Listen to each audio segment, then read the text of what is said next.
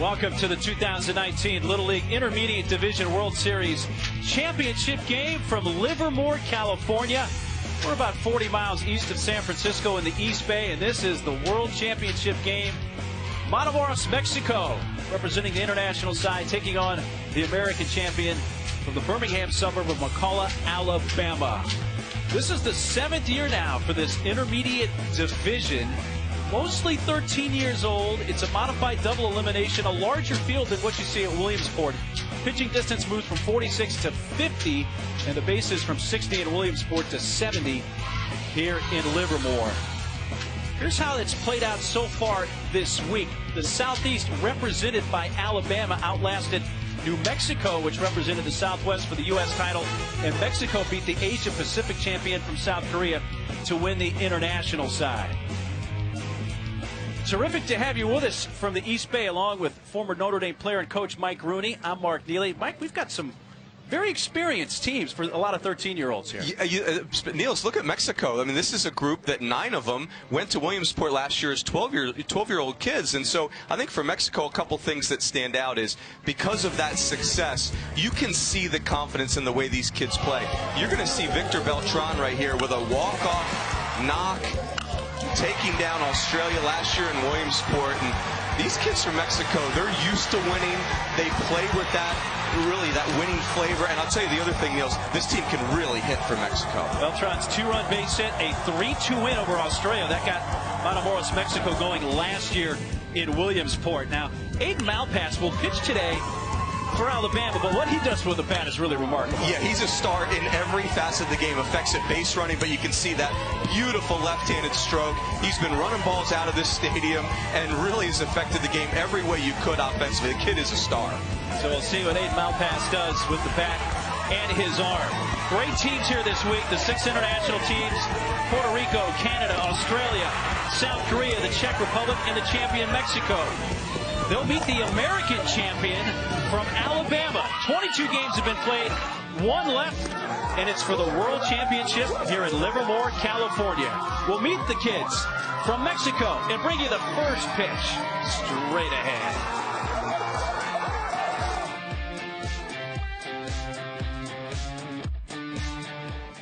As is typical for this time of year on the East Bay, clear skies, a beautiful night for baseball for the Intermediate Division World Series Championship game. And right now, let's meet the international champ, the team from Matamoros, Mexico. My name is Isaac Arias, and my favorite player is Javier Baez. My name is Axel Morales. My favorite player is Javier Baez. Hi, my name is Rachel Villarreal, and my favorite player is Jose Altuve. My name is Eduardo Chavez, and my favorite player is Pablo Sandoval. My name is Emilio Cano. My favorite player is Yadier Molina. My name is Eric Serrano, and my favorite player is Clayton Kershaw. My name is Carlos Garza. My favorite player is Javier Baez. My name is Victor Beltran. My favorite player is Jesse Puig. My name is Pablo Salazar, and my favorite player is Cody Bellinger. My name is Alberto Gomez. My favorite player is Francisco Lindor. My name is Gael Ponce, and my favorite player is Vladimir Guerrero Jr.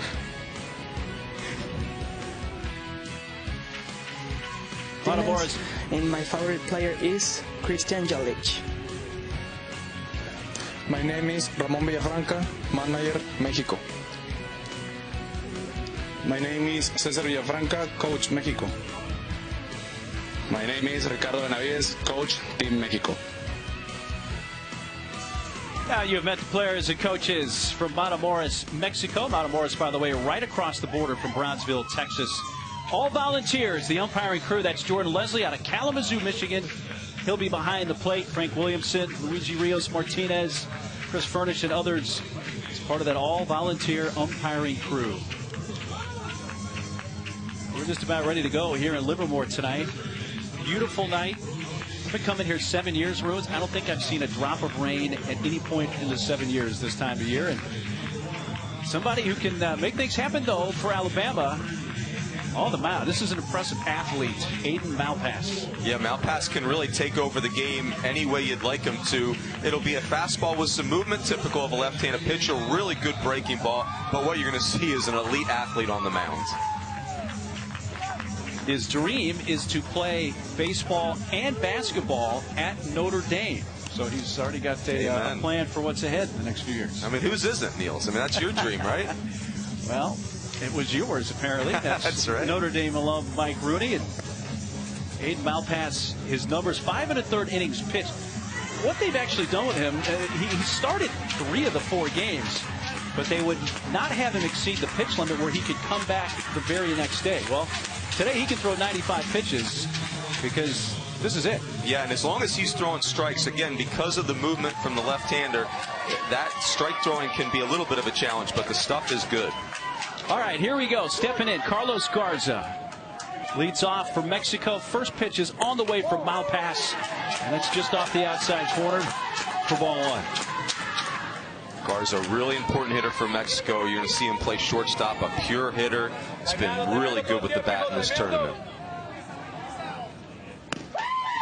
8 hits and 18 at-bats in this tournament for Garza. He told us if he would happen to win the lottery, first thing he would do is purchase a Lambo, as he put it, a Lamborghini. Nice. That'd have to be a pretty good pot. To second base, Ty Strickland. And Carlos Garza's on to begin the game. Well, Strickland had to go to his right. And an error on the throw, and that's how we get things going here. Leadoff batter's on for Mexico. And Alabama's going to have to play good defense. Mexico can hit. There's going to be balls in play, so clean defense will be a real key for Alabama. Yeah, that's kind of been their Achilles heel. Alabama's 4-0 in this tournament, but they now have committed 14 errors in this, their 5th game. Morales showing bunt. This is Axel Morales, left-handed hitting center fielder.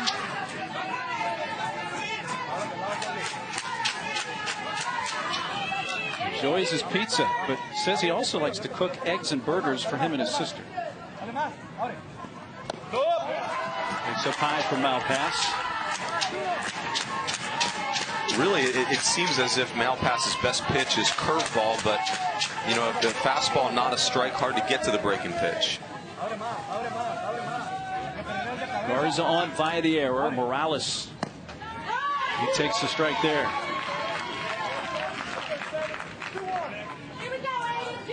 Malpass, 13 years old. Most of the players you're seeing here are 13 years of age. There are a few exceptions, not many. None older than 13. There's a bunt attempt that's foul.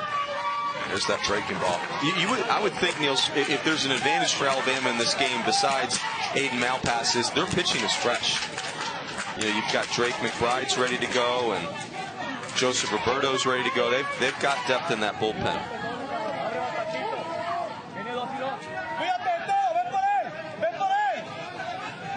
2-2 pitch coming from Malpass. Chop to the right side. Ty Strickland another opportunity. Throws a strike to first base. And Cam Prothro for the first out of the game, but it does advance. Carlos Garza down to second. So Garza moves up 70 feet, as it is at this intermediate division between the bases. The batter's the catcher, Emilio Cano.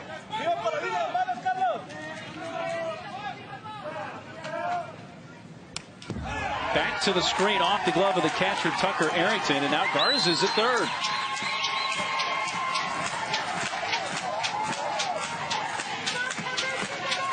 Pass ball charge to advance Garza. You always worry about defense early in a huge game like this, Niels. Everybody's a little nervy, a little anxious, and most often that shows itself defensively. Fastball strike core down the middle. Yeah, I would assume there's got to be a lot of nerves on both sides. Playing on national television. It's only a world championship, Niels. I mean, come on, you know. I'd imagine everybody's nervous, including the coaches. Up and away. Cano. Emilio, the very impressive catcher for Mexico. Says if he can't be a Major League Baseball player, he'd like to be a plastic surgeon. I asked him why. He said, hey, they make good money. I like it.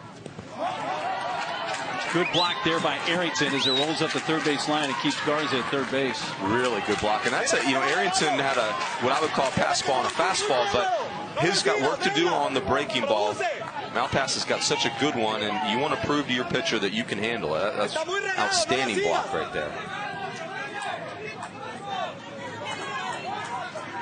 Chance for Mexico to take the early lead. Cano sends one foul down the right field side and out of play. Just have loved how Mexico swings the bat. It is just they hit with a ton of freedom. There does not appear to be a ton of analysis and overthinking it. Just be an athlete in the box and be aggressive to something you can get your hands on. I really have loved the way they've swung it.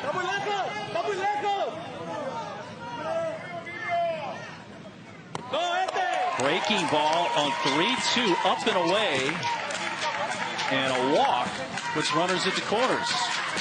Interesting pitch selection on 3-2 there early in the game. Yeah, and I think it's telling, Niels, I think at the end of the day, Aiden Malpass, his best pitch really is that curveball. So an error and a walk. They're at the corners, one out for the cleanup hitter, Gael Ponce, who was instrumental in getting Mexico here. He was their starting pitcher yesterday in the international final against South Korea, and he was the winning pitcher. And it felt like that was a real key to that win over, I would consider a pretty heavily favored South Korea team, Niels, where Mexico got out early on them and never let the South Korean team get back in that game. Yeah, Mexico lost to South Korea in their first game of this tournament. The ball kicks up the third base side. It's not a foul ball. The runner at third Garza holds, but Cano does take second base. Second pass ball in the inning. Arrington trying to get a handle on that fastball. Left-handers, their fastballs can be tough to catch because there is so much movement.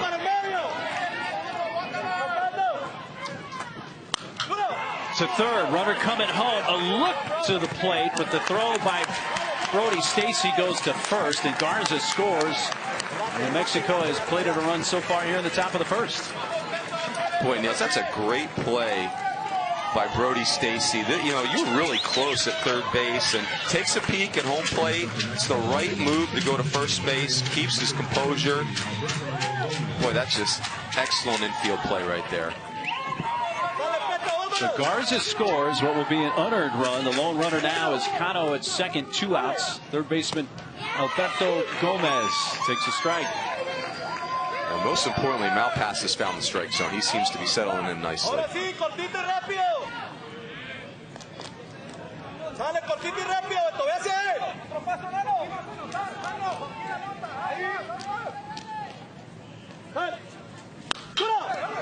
That's chopped up the middle. He's going to have to hurry. Strickland late to first. And then Prothro had to look across the diamond and keep an eye on Cano, who took a turn at third but holds. And an infield hit for Alberto Gomez is the first hit of the game. And it's first and third with 2 outs.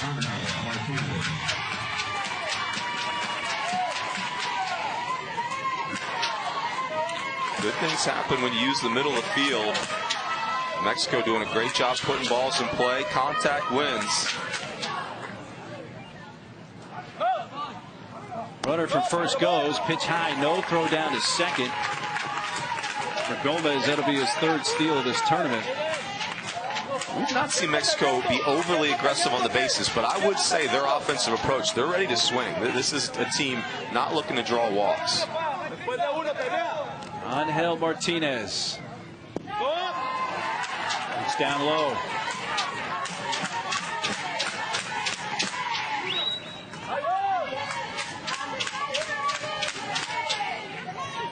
Year-old. They call Oso. The Bear. Down low.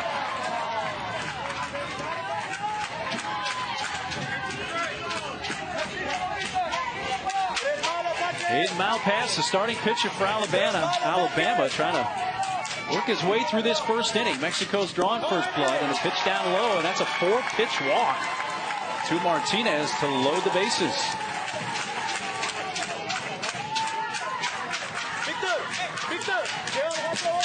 Yeah, I think this is a great chance for everyone to kind of take a deep breath and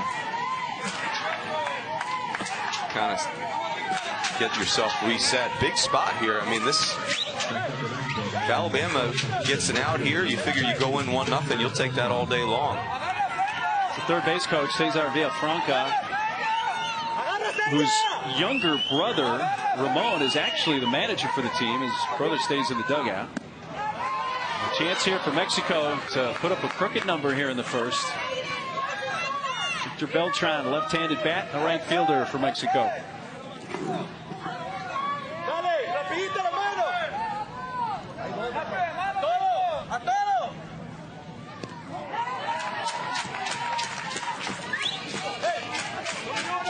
One ball, one strike.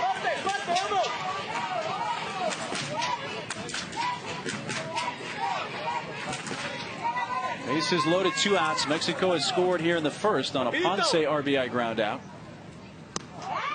Breaking ball that had Beltran ducking out of the way, and it hit the inside corner for a strike. Yeah, this situation sets up nicely for Alabama, even though the bases are loaded, because Malpass can go from the windup, looks way more comfortable, and his breaking ball should play well against the left-handed hitting Beltran. And he gets the strikeout to end the inning, but 7 batters come to the plate for Mexico, and they pick up an unearned run. We'll meet Bama when we come back. Ready for the bottom of the first. Mexico leading 1-0. Now let's meet the team from the Birmingham suburb of McCullough, Alabama. Hi, my name is Ty Strickland, and my favorite player is Jose Altuve. Hi, my name is Tatum Stacy, and my favorite baseball player is Bryce Harper. My name is Camden Prothro, and my favorite baseball player is Mike Trout. Hi, my name is Cooper Walls, and my favorite baseball player is Mike Trout. Hi, my name is Noah Smith, and my favorite baseball player is Jason Kipnis. Hi, my name is Drake McBride, and my favorite baseball player is Cody Bellinger. Hi, my name is Adam Malpass, and my favorite baseball player is Mike Trout. Hi, my name is Brody Stacy, and my favorite baseball player is Aaron Judge. Hi, my name is Joseph Roberto, and my favorite baseball player is Aaron Judge. Hi, my name is Tucker Arrington, and my favorite baseball player is Freddie Freeman. Hello, my name is Adam Stacy, manager of the McCullough Little League, and I played baseball at Auburn University. War Eagle. I'm Landon Walls, coach of the McCullough Little League. I didn't play baseball at Alabama, but Roll Tide. Hi, my name is Randy Strickland, coach of McCullough Little League. Roll Tide. Well, it didn't take us long to get the Auburn-Alabama rivalry out on the table, thanks to the coaches. Coaching staff divided. Love it. Up comes Alabama, bottom of the first, in this Little League Intermediate Division World Series Championship game from Livermore, California. Aiden Malpass, the pitcher leading off. Takes high from Isaac Arias. Right-hander making the start for Mexico here in this championship game. And this is really where Malpass has shined in this tournament with the bat, and it's a bouncer to first. I was just about to say, he was 10 for 15 in this tournament and had reached base in 14 of 19 plate appearances. But Mexico, strange to say here, Rhodes, gets a huge out to begin the game. They sure do, and I'll tell you, that was well struck by Malpass. That was a really nice play by Angel Martinez. The top part of the order really has done most of the damage for Alabama in this tournament. Here's Tucker Arrington, left-handed hitting catcher. Rips one foul. Arrington has been one of the primary pitchers as well as a catcher here in this tournament for Alabama, but he is the only significant pitcher for Alabama that's not eligible to pitch in this game because of what he did yesterday, exceeding the pitch limit in their win over New Mexico. Well, 0-2, and the first thing you notice from our vantage point, Rude, is how much Arrington likes to crowd the plate, but how right there the pitcher, Arias, just zipped one to the inside corner. Yeah, Arias not afraid to come in there. Almost had a little cut to it, too. Comes right back in, pulled foul. Love Arias' mound presence, too. Just pitches with great energy. This is a nice matchup right here.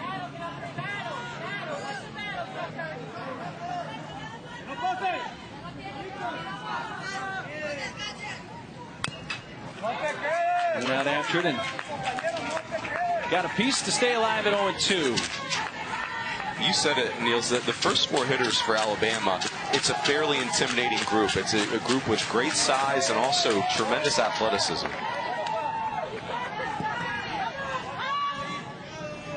Arias had mile pass on a ground ball to first. Now brings another 0-2 to Tucker Arrington. That's knocked through the right side. A base hit for Tucker Arrington.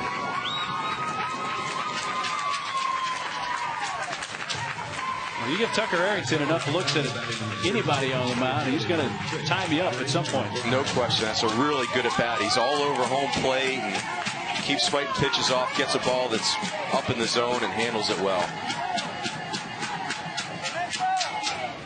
So 1 on 1 out for center fielder Drake McBride.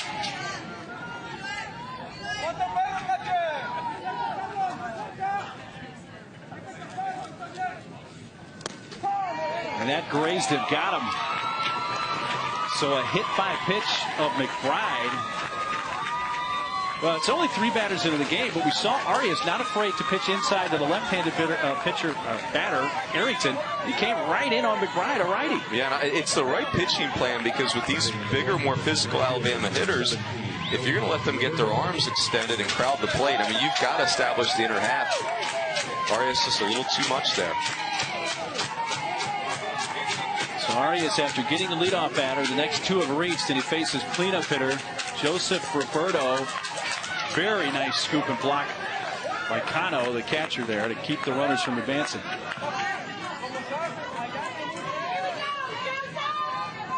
Emilio Cano. Joseph Roberto, the second. His grandfather, Phil Roberto, played in the NHL and won a Stanley Cup. That's hit through the left side, a base hit. Arrington around third. He's headed home. Here comes a throw by Salazar to the plate. That allows the other runners to advance. And Roberto with an RBI is 5th of the tournament, and Alabama's tied the game up at 1.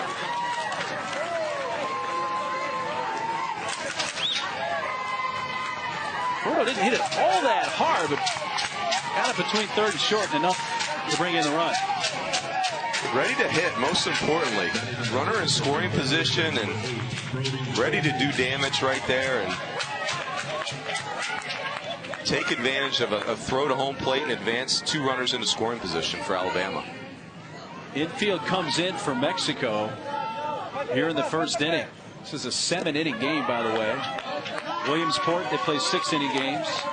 Here in the intermediate division, it's a 7-inning game, and we're going to get a visit from the pitching coach, who's also the manager, Ramon Villafranca, who's the 21-year-old younger brother, Cesar Villafranca, who's on the staff.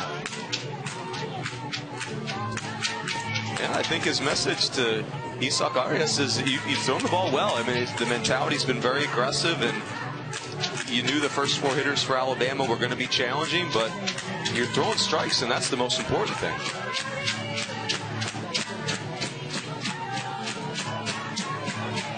This is only the 7th year for this intermediate division. No team from Mexico's ever won it.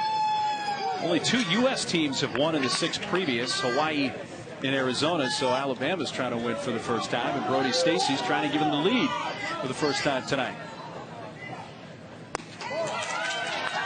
And I would tell you, Niels, even with the infield in, with 1 out, I think Adam Stacy, the third base coach, will still send Drake McBride here on a ground ball. Force the team from Mexico to make a play at the dish. Speared by Cano. And the third base coach, Adam Stacy, is the manager. And Brody Stacy at the plate, one of his 2 sons on the team. His younger son, Tatum Stacy, is the 10th player on this team. Alabama plays with 10 players. Mexico with 12. There's ball 4, and a ball that gets away. And coming in to score, McBride gives Alabama a 2-1 lead.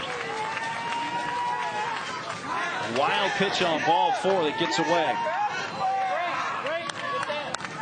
And Kano has done a really good job behind the plate. Nothing you could do with that, just a spiked fastball. And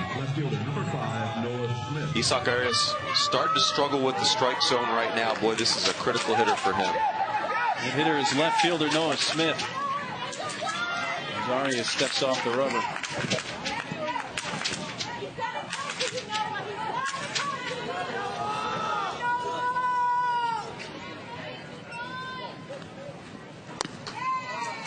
First pitch strike point in there by Isak Arias. There you go. You always love to see that. That's one of the great lessons in baseball. Things get a little sideways on you. Can you compose yourself and right the ship? That's a nice job. Strike one there for Arias. Smith up the middle and into center field. Roberto comes in. Stacy to second. Noah Smith's 5th RBI of the tournament. 3-1 Alabama. You can see early on, Niels, the Alabama team very well coached. Anytime they've had a runner in scoring position, their hitters have looked to swing early in the count, try to eliminate the strikeout. You can see Noah Smith here is ready to roll, uses the middle of the field. That's just a great hitting approach when you have runners in scoring position. Time has been called. The right field umpires come down towards the Mexico first base dugout. I'm not sure exactly what the issue was. It might be they wanted to send a pitcher perhaps down to get warmed up. The bullpen is down in that direction for Mexico. Yeah, that's the situation. A couple of players for Mexico that were down in the bullpen now come back down towards the dugout. 2 on, still only 1 out. 7th batter in the inning for Alabama's Cooper Walls, the shortstop. Out of play right side. Same deal, Niels, and I love it. Runner in scoring position, you got a runner at second base, and you're ready. You know, again, give me 3 swings. You're ready to hack early in the count. That's just beautiful.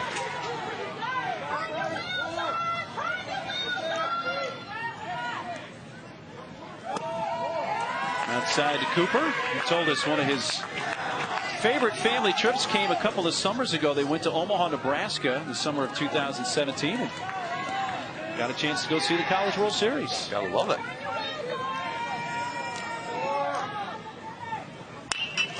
Up the middle, diving attempt by Ponce, but it's into center field. Stacy, the lead runner, stops at third. That ball was well struck by Cooper Walls, and a solid single loads the bases.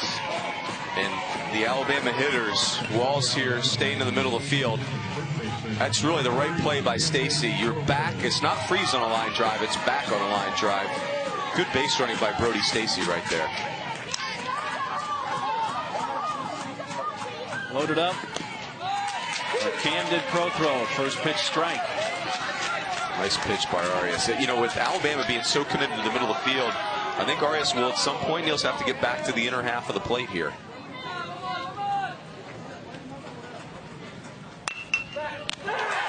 Caught to first.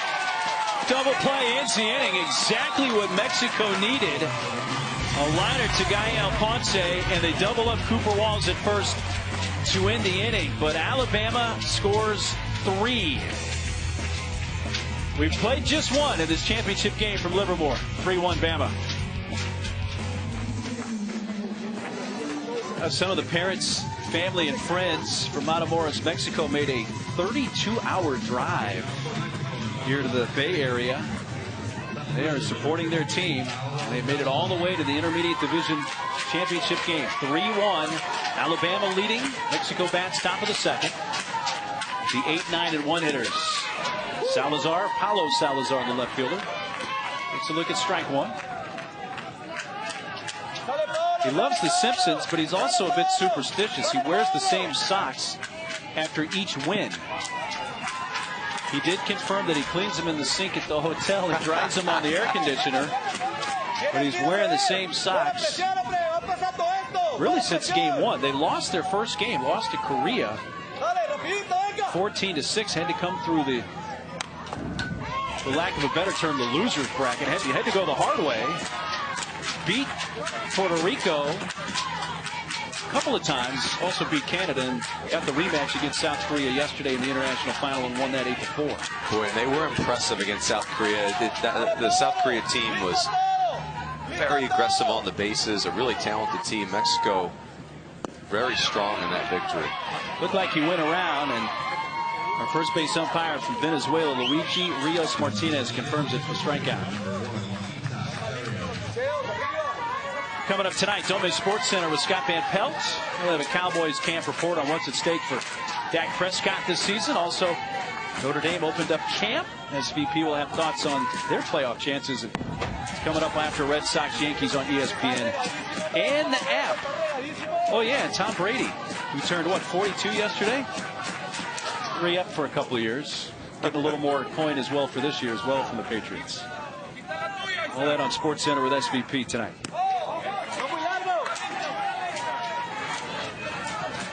Pitcher is at the plate for Mexico, Isaac Arias. How about this, Neil? It's a reverse shift, a shift to go oppo only. Yeah, the right-handed batting Arias, you don't see this very often. Yeah, I mean, you see the hit into a pull shift, but dead opposite field. Some advanced analytics here at the intermediate level. There is video. And I assume part of this, Bruns, is they're saying that Malpass has enough velocity. It's going to be kind of hard. They don't think Arias can pull the ball. Yeah, and Arias hitting ninth. Maybe you're thinking Malpass is not going to utilize his breaking ball versus the 9-hitter. Well, that's a chopper fielded by Malpass. Takes his time and gets the out at first. There are 2 outs. Well, Malpass had to face 7 hitters in the first. You can already tell here through the first couple of hitters of the second, Bruins, that he's feeling more comfortable out there. Yeah, and this is a special athlete. This is a kid that I don't know there's anything he can't do on a baseball field. Can really run, glides in center field, can really hit. Now, one of the downside aspects of his first inning, he threw 27 pitches. He's up to 37 now as he faces the top of the order again. And Carlos Garza, who's had a really good tournament in the 5 games for Mexico. He's reached on an error and scored the Mexico run tonight. You can see Malpass is really starting to settle in right now. The fastball's becoming a more consistent strike, which is going to allow him to get to that really good breaking ball. Good question. Snap that one off. 1 ball, 2 strikes. Isn't that just like pitching? You can't find your fastball. You finally find it, and then the breaking ball disappears on you. It's like golf, Niels. I would know nothing about how to play good golf. 1 ball, 2 strikes. Make that 2-2 now on Garza. Wish he had more time in Livermore. They got great golf courses here. Yeah, how about it? Tapper foul back. It's been fun to watch Garza hit this week. He's a kid with great hand-eye coordination, and you just don't see young hitters all that often that are so relaxed and confident in the box. He just stands in there like he knows he's going to get a knock. Well, his role model, he said, is Albert Einstein. So you know he has to be a bit cerebral. Yeah, that's his guy. That was a really good protection hack there. Yeah. 2-2 to get a piece. And you just, again, you don't see young hitters that are, I mean, that's a skill right there, Niels, where you can spoil pitches that are fringy and get yourself to a better pitch. He's done this throughout the tournament. Super impressive.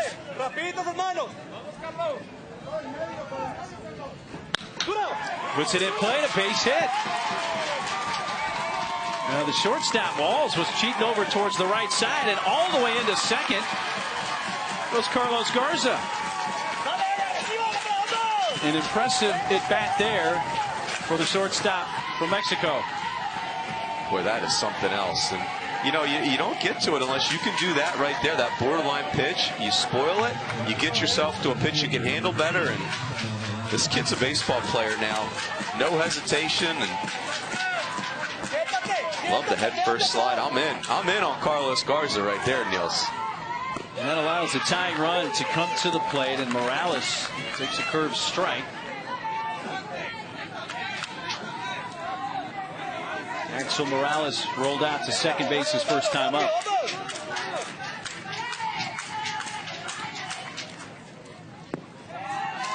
I'll tell you, Niels, if I'm Aiden Malpass, the lefties are getting a steady diet of that breaking ball. That is a really tough pitch for a left-handed hitter to contend with. It has got depth, and it feels like it's coming from behind you.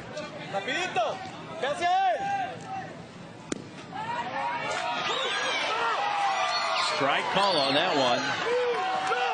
Morales and the Mexican fans not happy with that call, but it is a 1-ball, 2-strike count.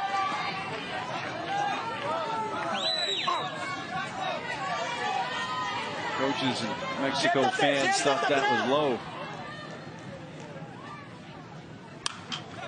Goes up after the breaking ball and gets it out of play, foul.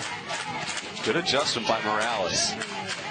Again, the Mexico hitters, Niels, they've been really good with 2 strikes. I've just loved their approach, and they fight for contact.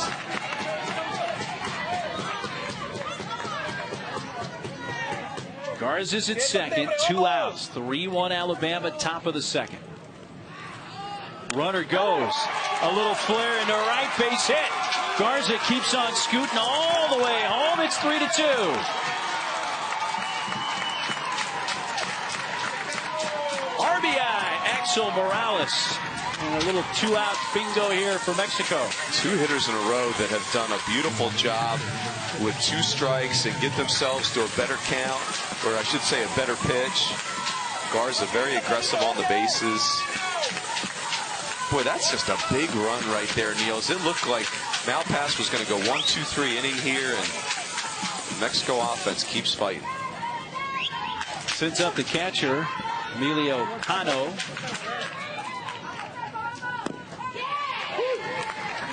Strike from Malpass. Do not be like Runes and I, and want to call him Cano, like Robinson Cano. Of course, Robinson Cano is from the Dominican Republic. Same spelling, different pronunciation. Cano out to the shortstop. Walls, no play. Had some trouble coming up with it. And the inning rolls on for Mexico. And you alluded to it, Niels. The challenge here is now you're starting to deal with Malpass's pitch count. Once Walls couldn't pick it up cleanly, really no chance to get Cano.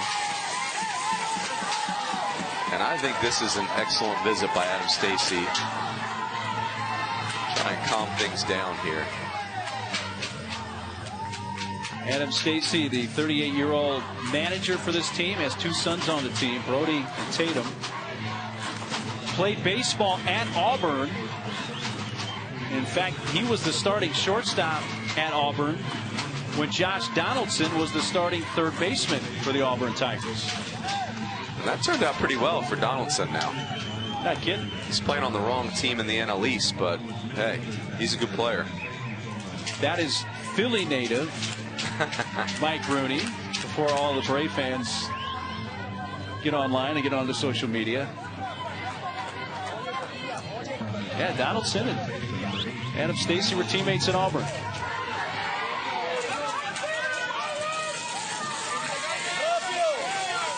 Tying runs at second, go ahead run at first. Here's the cleanup hitter Ponce, 0-1.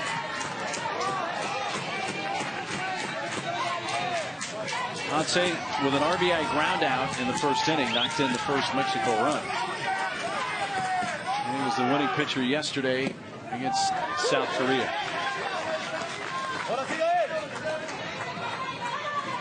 And Morales at second, Cano at first. You're right, Ponce, Niels, really good against the team from South Korea. I thought he really battled in that outing. Ty Strickland to his left. Side retired, but Mexico does pick up a run on a 2-out rally. Midpoint of the second. Alabama 3, Mexico 2. This Little League Intermediate Division World Series, the local folks really come out in force. You, of course, have the families and friends that come here to see the different teams. We'll have over 4,000 here tonight. This Intermediate Division World Series championship game. A lot of the teams have stayed around. All these teams were taken by Little League to nearby Oakland for an A's game against the Texas Rangers while they were here. So they all got to see all 12 teams a big league game. And I'll tell you, Niels, the people in Livermore, their enthusiasm for this event is inspiring. If you want to know what volunteer work should look like, these folks, boy, they pour everything into this event. Breaking ball to Ty Strickland. Starting off the second inning for Alabama. They have the 1-run lead. This is a 7-inning game. And it's for the Intermediate Division World Series Championship. 2-2 pitch. Well, we mentioned how 9 of the 12 players from Mexico played in Williamsport last year for the Mexico representative.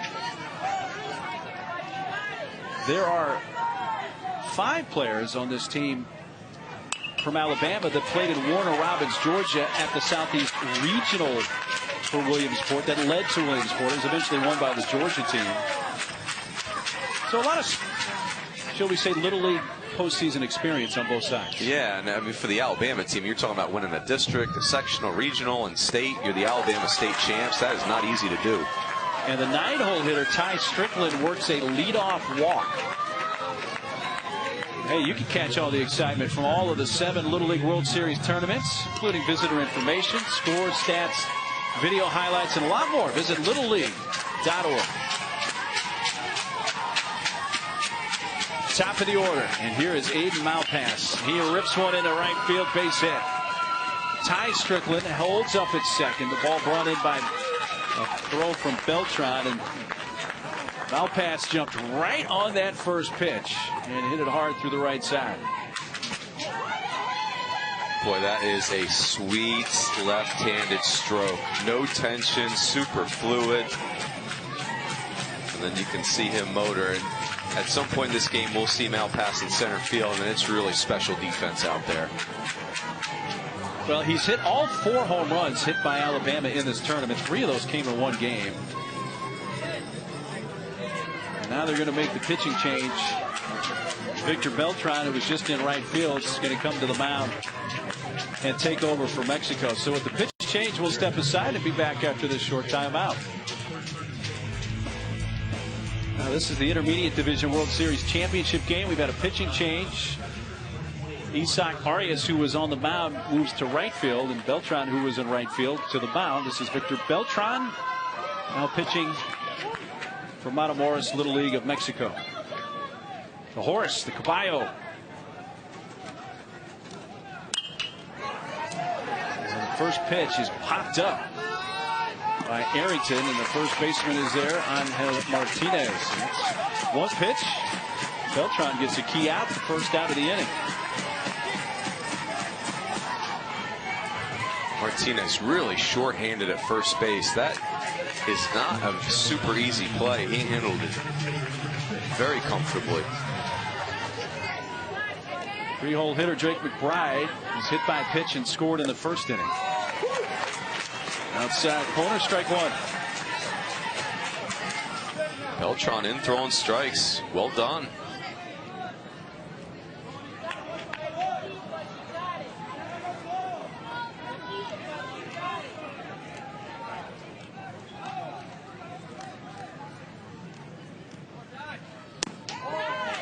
Is up high. He's got a good fastball. In fact, that's really pretty much the start and end of the repertoire for Beltran.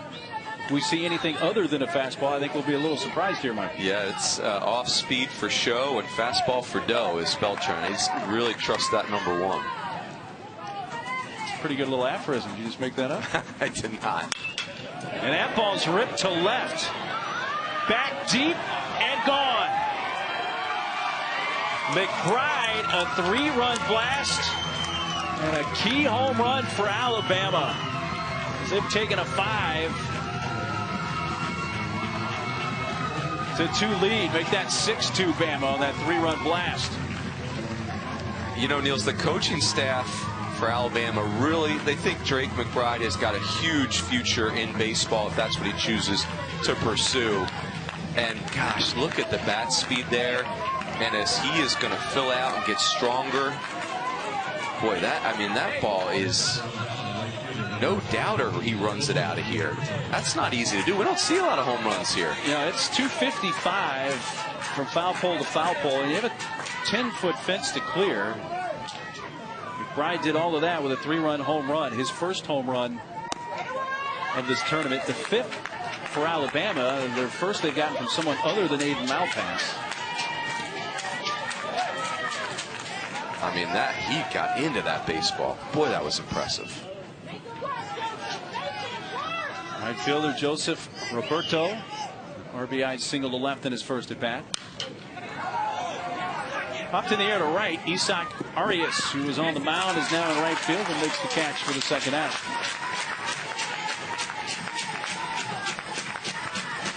You knew coming in, Niels, that containing the first 4 hitters for Alabama was going to be a big challenge.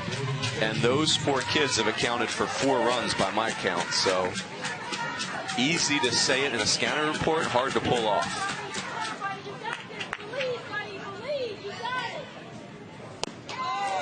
Strike one, outer edge to Brody Stacy. Victor Beltran, this is the 4th batter he's faced since coming in relief in this inning.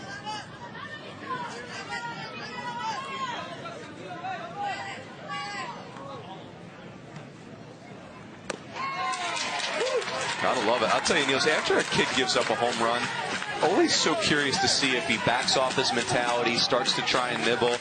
And Beltran, to his credit, he has done nothing but fill up the strike zone since he's come in this game.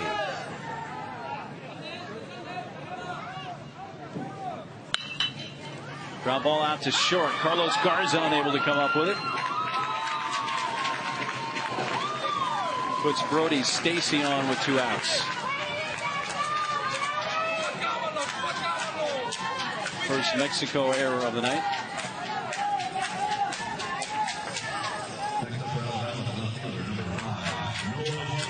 Gives a 2-out chance to the Alabama left fielder Noah Smith.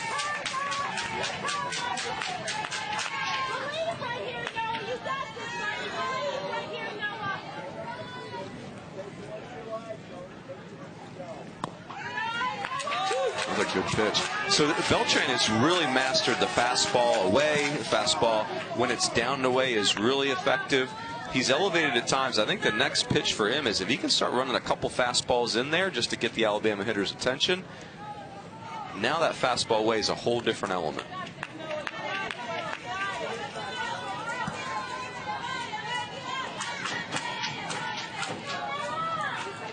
Three runs in on the 3-run homer from Drake McBride. 6-2 lead here in the second for Alabama. It's up and away.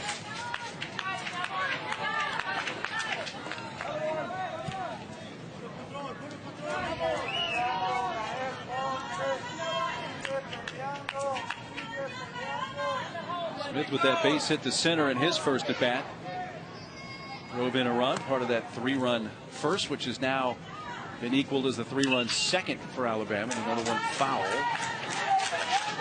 Adam Stacy showed us why he was a shortstop at Auburn University. One of my favorite parts of the broadcast so far is War Eagle, Roll Tide on the Alabama coaching staff. I thought that was tremendous. It is the season too now, right? Oh, it's getting to it. Little delayed steal and a throw down to second in time. It's Brody Stacy. So the catcher, Cano, able to end the inning, but Drake McBride went deep. McBride showing us why people are so excited about his future. Runs the ball out of the yard. Alabama up 6-2 early. Little League would like to extend a special thank you to its official sponsors like Musco Lighting, who help to maintain the strength and leadership of the Little League program. It's good to have that stand, and to have to sit there and hold your phone for no kidding, 7 innings, right? It gets a little tired. That'd be no kidding. Not his first rodeo, I'm guessing. No. Top of the third, 6-2 Alabama. The umbrella too now. Veteran move. Definitely need to avoid the sun if you can, even at this time of the evening. A logoed umbrella. He's all in. I mean, yeah, that's well said. He is all in. You would like to see a Mexico rally, I'm sure, right here with the 5, 6, and 7 hitters up.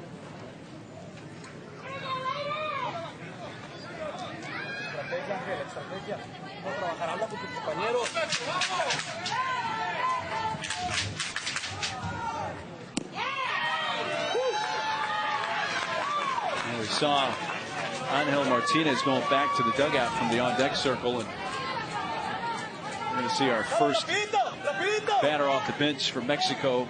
And the next hitter, Gomez, takes strike 3. So Eric Serrano is now going to bat for Angel Martinez.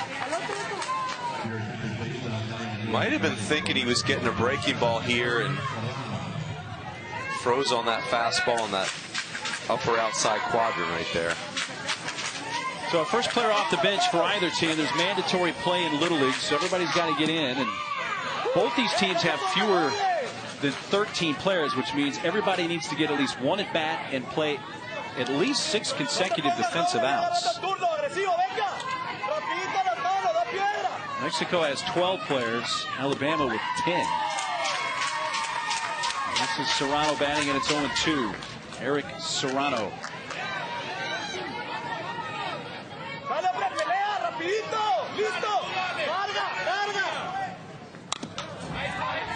It's a piece to foul it off. You probably can't see Serrano because of the batting helmet that's on, but he has dyed the top of his head, actually the front part of his hair. Might be able to see some red, dyed part of his hair red. So they have called him the Lava Boy. Looks like lava. Here's a chopper to short. And Cooper Walls makes the play, throwing out Serrano, 2 outs. Lava didn't help him that time, unfortunately.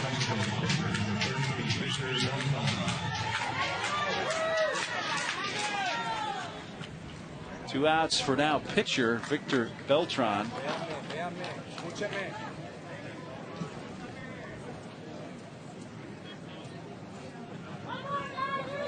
Beltran struggled with the left-handed breaking ball in his first at bat. See if he gets a bunch of them in this one.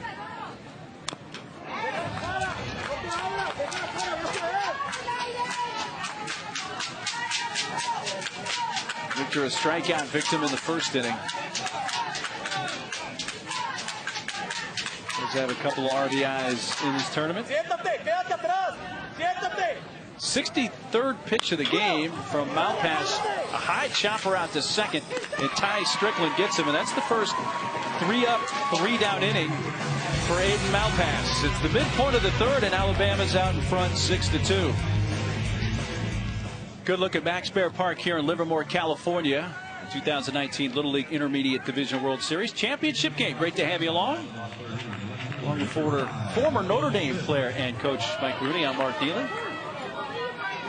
Max Baer Park, named after former world heavyweight boxing champion Max Baer, who was heavyweight champ back in the 1930s. Not named for first inning. Their approach has been tremendous. Love the line drives, middle of the field over and over again. Now to play off the bat of Noah Smith. Noah is a Cleveland Indians fan. You ask, how does somebody who lives in Alabama become an Indians fan? Well, his parents, Tim and Lisa, both grew up in Cleveland. Said he's gone up there and seen some games as well. His favorite Tribe player is Jason Kipnis. Gotta love it. That's an Arizona State Sun Devil for you. You spent some time there as well. That's right. So what you're saying, Niels, though, is Cleveland, the Indians are not America's team. Is that a fair deduction from what you're saying?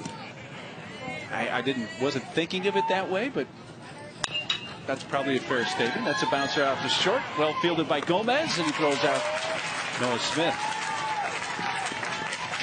Hey, the Cleveland Indians have gotten themselves back into the American League Central, but that's another story. Boy, this is a really nice play here. Watch the short hop right there. Gomez sets his feet. Boy, that is really nice. You know, that is, at any level, that's going to be a really tough play.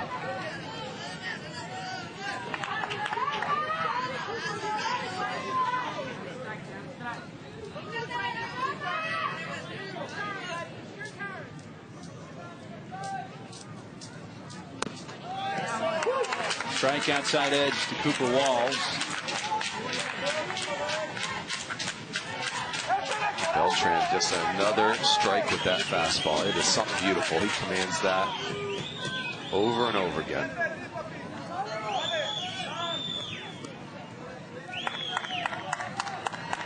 Some changes for Mexico defensively, including the new left fielder. That's Rachel Villarreal. She's one of 2 female players here in this tournament. The other played for Australia, so she is the lone female on either team here in this championship game.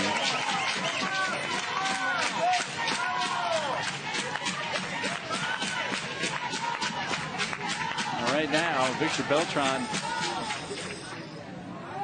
up in the strike zone right now. 0-2 on Cooper Walls.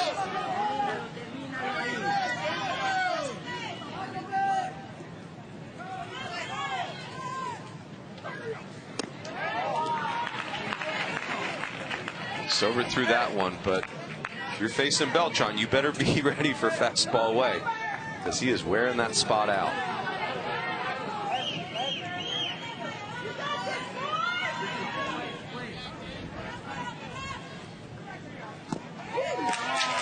Strike 3 is the call on the outside corner, and that strikeout the first of the game for Beltran and Mexico pitching. That is his bread and butter. Watch this, beautifully located down and away. Cano does a really nice job receiving that. That is some big boy baseball right there, Neil. It's just painting the outside corner down in the zone. So Beltran's gotten the first 2. He faces Cam Prothro, an Alabama first baseman. And right now, and I think both pitchers have noted this, the plate umpire, Jordan Leslie's been given a little off the outside corner with the right-handed batters out. No question, and really it's establishing a generous strike zone, but he's been very consistent with it, which means the hitter's got to be ready to swing. Going back out there, and Prothro couldn't check his swing. He's in the hole 0-2. It's Jordan Leslie out of Kalamazoo, Michigan. Plate umpire. All the umpires are volunteers in Little League. Did you know, Niels, that my dad was a volunteer umpire at Newtown Edgemont Little League for 40 years? 40 years. That's in New Jersey? No, that's in suburban Philly. Okay. Yeah. It's on the Pennsylvania side. Now, I'll say this about my father. Great rules guy, vision not awesome.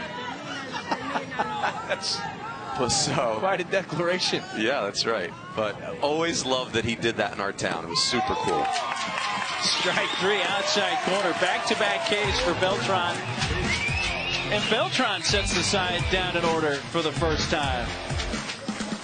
Beltran just painting this fastball over and over again, keeping Mexico around. Alabama leads 6-2.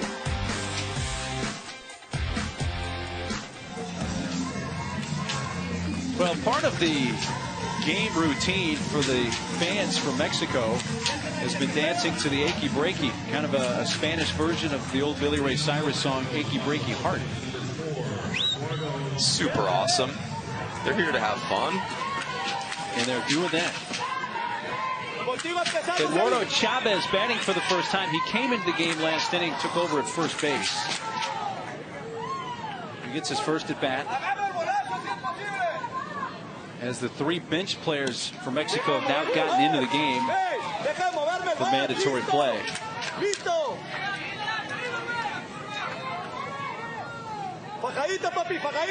call him the Panda, Pandita, because he's a fan of San Francisco Giant Pablo Sandoval, who also bears that nickname. Except for not Pandita, because I believe that means little panda. Oh yeah, little. Yeah, no one's calling Pablo Sandoval little panda, I don't think. I don't think they'd called him little. No. Ever. Calling him thick panda. Yeah. I like it. The husky panda? I could see liking Pablo Sandoval. I mean, he plays with a lot of life and energy. I'm in on that. Well, Chavez here batting for the first time. 1-2 pitch. Final tip. Well, Chavez says one of his things that he likes to do, he says, and he confessed this, I do have a tendency to eat a lot. I'm not saying that's something he shares with Pablo Sandoval. Yeah, right. You should make your own determination on that. But at his age, go for it, right? Yeah. I mean, we got a fully functional metabolism. go for it. Strike 3 is the call on the outside corner. Jordan Leslie's been really consistent. You see the breaking ball right there, and I think you're facing Malpass. You really have to consider that breaking ball, and that's multiple hitters from Mexico that have been frozen by the fastball, almost as if they were focused more on the breaking ball. This is the lone female playing in this game, Rachel Villarreal. There was one other female represented on the international side this year, Charlotte Yates, playing for the Perth, Australia team. We asked Rachel yesterday if she had a chance to visit with Charlotte at all during this time of Livermore. She said just a bit, just to say hello. Rachel's only been playing baseball for a couple of years. It's a strike on the outside part. Prior to that, it played primarily soccer. She's a 13-year-old. Would like to be a general practitioner, doctor, later in life.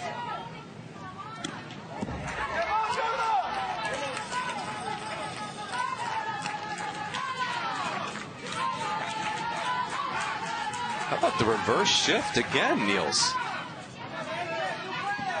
3 on the right side. It makes sense. I mean, you're anticipating a hitter not getting to Malpass's velocity. Rachel Villarreal works it to a full count. It's our first base umpire from Venezuela, Luigi Rios Martinez. Really good umpire.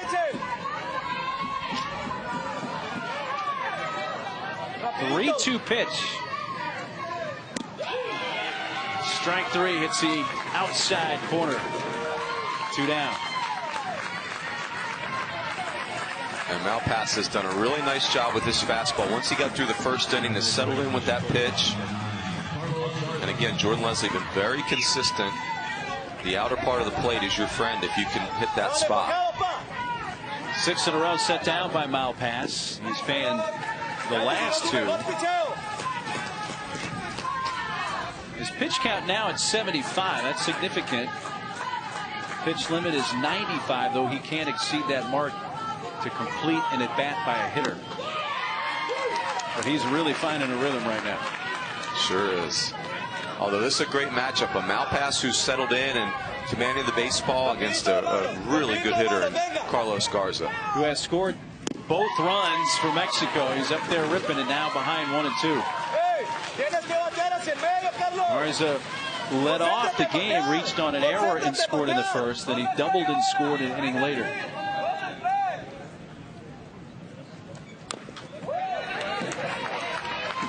There he is again, just spoiling pitches. And again, you'll see he swings through a pitch earlier, a couple pitches ago, and just not bothered at all by it. Didn't shake his confidence at all, and now fighting with 2 strikes. Foul tip. Harrington got a glove on it but couldn't hang on, so Garza's still up there. And if you let him stay in there, eventually he's going to get to a pitch he can handle, and that's going to not end well for the pitcher. Jumps out of the way of a ball in, and it's 2 balls, 2 strikes. That's awesome. See, I told you he's advanced. He already knows how to sell the inside pitch. Like, don't even think about calling that a strike. I got a yard sale going on here. I got lost the bat. That's well done.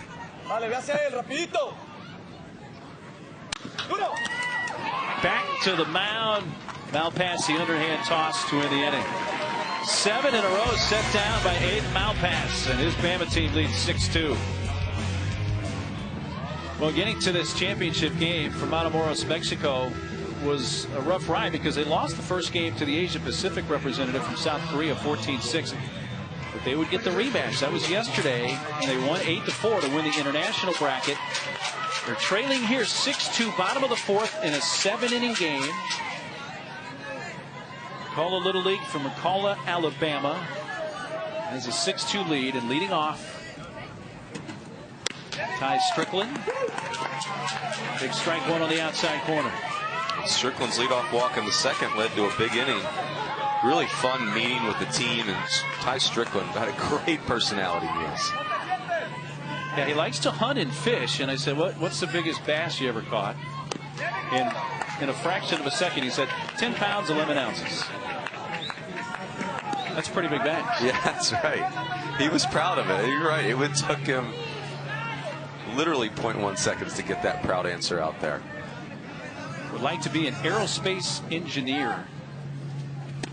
I said, so where do you want to go to school for that? He said, I like Auburn, but I got to be honest. Georgia Tech's got a really good engineering program, so he's, maybe Georgia Tech. Very sensible for a 13-year-old, right? Yes.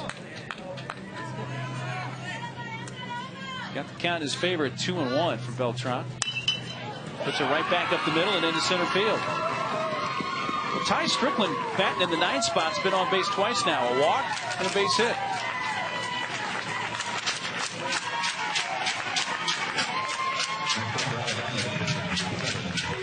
And it's back to the top of the order for Alabama and Aiden Malpass.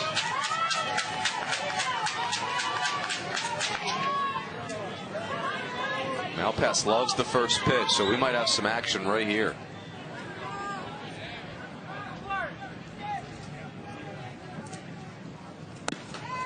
Takes a strike. Malpass, not only an outstanding athlete, does well in the classroom. He's gotten all A's his entire scholastic career. I asked him yesterday, what's the closest you got to not getting an A? He said, you know what, I got a 92 in science this past semester. That's as close as I've gotten to not getting an A. For many of us, that's as close as we've gotten to an A. To an A. Foul back. Plays basketball and baseball. And we said, so do you have a favorite? He said, well, I have to admit, I probably like basketball more, but I think I'm better at baseball. And his teammates kind of teased him and basically said, Aiden, memo, you're actually really awesome at both. Yes. Beltran's got him in the hole here, 0-2, and hits him. So the first 2 on base in the Alabama 4th.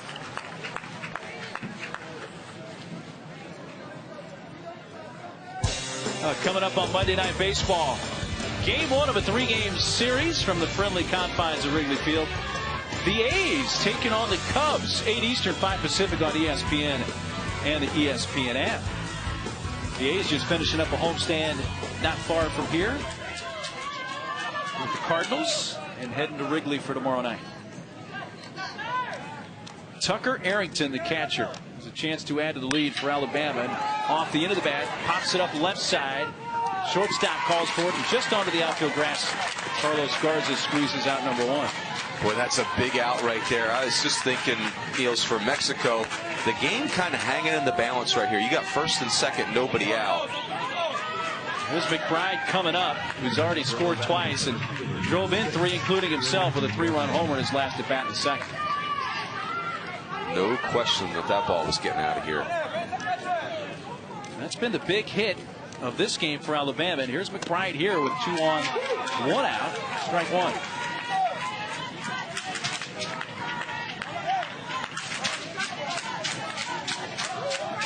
Jake McBride does have some big league bloodlines in his family. He is a cousin to Billy Hamilton, now an outfielder for the Royals after spending a lot of his career with Cincinnati.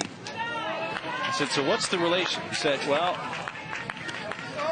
it's my great uncle's son. I said, have you met Billy Hamilton? They said, not yet. Hopefully they get that chance someday. Billy Hamilton, a Mississippi kid. Drake McBride said he's got a lot of family in Mississippi. It's down the right field side. Arias on the run. It's into the corner. Fair ball. Off to the races. Strickland. He's coming in to score. Malpass gets the stop sign at third, and it's an opposite field double for McBride. His second extra base hit of the game, and it's 7-2 Alabama. Drake McBride's still a pretty thin kid, but the bat speed is without question right there.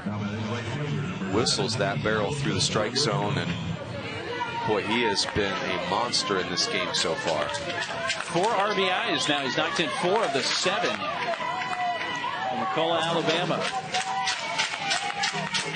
The infield comes in for Mexico. They're now down 5 with 2 in scoring position for Roberto. 1-1 high to Joseph Roberto. His first time up, I mentioned his bloodlines to the NHL. His grandfather, Phil Roberto, played in the NHL and won the 1971 Stanley Cup with the Montreal Canadiens. Go Habs, go.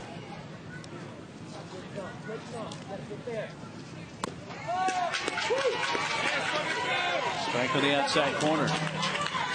I know it's a simple thing, Niels, but that is just beautiful. The way Beltran can just hit that down and away spot over and over again. So 1-1 pitch coming to Roberto. Roberto's also been playing football, and he switched from running back to quarterback within the last year. And he went to the Manning pass camp, the passing camp, earlier this summer. Of course, all the Mannings were there. Peyton, Eli. I said, was Archie there? He said, yeah. That's right. It was in Thibodaux, Louisiana. Strike 3 on the inside corner against Roberto looking. That's a huge strikeout for Beltran to get the second out. Sure is. And it looks like Beltran's trying to throw a breaking ball here. Kind of drops his arm slot a little bit after all those fastballs. And you can see he freezes Roberto here.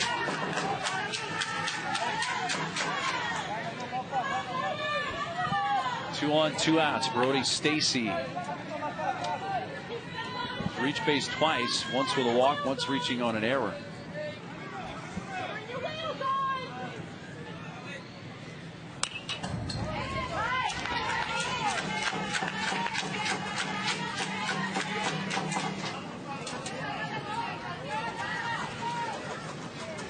Alabama has only 10 players on their roster. And the one that has yet to get in to take care of mandatory play is the younger brother of Brody Stacy, and that's Tatum Stacy. He needs to get in at bat and play 6 consecutive defensive outs. All 3 that need mandatory play have gotten off the bench for Mexico, so Alabama still has to take care of that business. Runner coming, trying to steal home and save! Cano, that is, thought they had him at home. And a straight steal, both runners going. The pitch was there, but Malpass called safe. And he was clearly safe. Boy, that Malpass, he's so long and he's got speed and length in the strides. Well, the coaching staff for Mexico disputing what we saw from that backside. It did look like he got the foot in. Yeah, I mean, I thought he was clearly safe, and you know that's the risk you take when you pitch from the windup with a runner at third. And gotta love Adam Stacy calling a little Jackie Robinson steal a home right there. And how about that call? A straight steal of home. Yeah, that's an even better look, and he got in.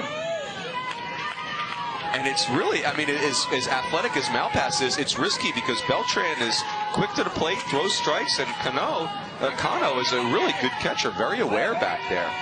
But Malpass just was too fast. McBride, who was at second, stole third on that double steal. So it's now 8-2 Alabama. That's a huge run. Foul tip. That's exciting. We don't see many straight steal of homes these days. And it makes you even more excited to see Malpass when he's eventually going to go to center field in this game. He is some kind of athlete. Yeah, he's at 81 pitches when he retakes the mound when we get to the 5th inning. So he's not too far away from that pitch limit at 95. Well done, Coach Stacy, calling a steal home. I like it.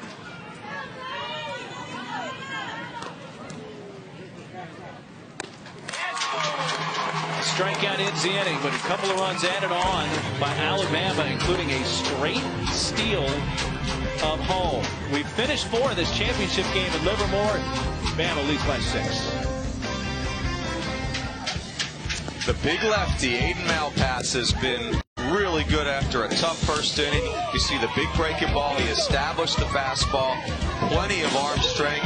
and really had the Mexico hitters looking for the big breaking ball. Found the fastball, and it has been business as usual for Aiden Malpass. 5 strikeouts as he takes the mound for the 5th at 81 pitches. Again, the pitch limit 95. Part of the order coming up for Mexico. Axel Morales used a strike. Axel has an RBI hit today.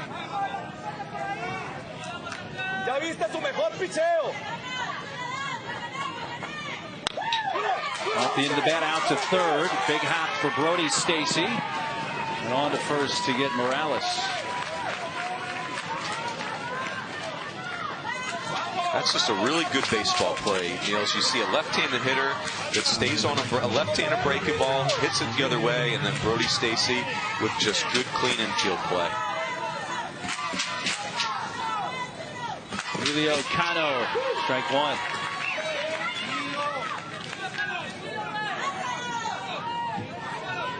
A walk in the first. It's also reached on an error.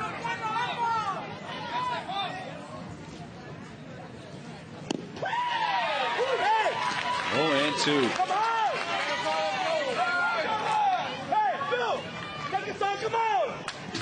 Eight in a row retired by Malpass. The last batter to reach was Cano when he reached on the error in the second, and now he strikes out. Well, that's strikeout number 6 for Aiden Malpass. And again, he's found that fastball down and away. That's off the plate, but right where you want it with an 0-2 count. And, if you're Mexico now, you're in danger of letting Malpass start the 6th. And I just think from a mental standpoint, that's not a great thing. I think if you're Mexico, you really need to extend this inning and not let Malpass see the 6th. Ball 1 is inside to Gael Ponce.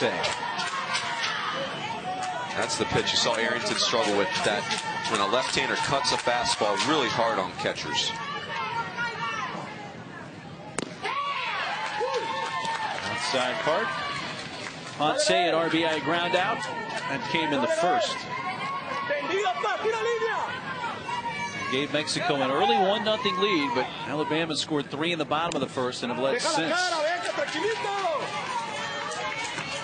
This is the 7th year for this Little League Intermediate Division. So the 6 previous outcomes, the international team has won 4, the U.S. team has won twice. Hawaii won in 2016, and Arizona won back in 2014. So Alabama's trying to become the 3rd U.S. team to win an Intermediate World Championship. Mexico's trying to win it for the first time as well. Yeah, and I'll tell you, both these clubs, Niels, you hate to see either team lose because both of them are so impressive in this tournament. Over but low, 2-2. Pitch count has hit 91. And your point's a good one. If you're Mexico, I don't think you want to see Malpass in the 6th inning. It's a 7-inning game, and on the 92nd pitch, that's through under the glove of Ty Strickland, who tried to backhand it. And puts Ponce on. It is scored a base hit. A really nice at bat by Gael Ponce. And the Mexico hitters, even with 2 outs, they just don't give away at bats. They've been really good at fighting through the end of innings. Alberto Gomez, 1 for 2. And I think if you're Mexico here, you got to make a point. Gomez has got to see at least 2 more pitches to get it to 95 to make this the final batter for Malpass. And out of the dugout comes Adam Stacy. He's going to visit the mound. Yeah, I think if you're Mexico, you're on the wrong side of the scoreboard, but this is still, it's just a tiny bit of momentum where you're showing the team from Alabama you're not going away.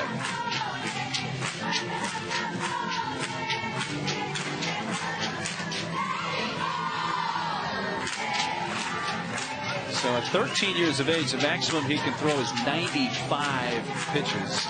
Since we're at the final game, as the day's rest becomes kind of a moot point because there's no more games after this. Yet, what Alabama's been so good at doing is keeping him under that initial limit where he didn't need any days rest, as this is the 4th time he's pitched out of the 5 games.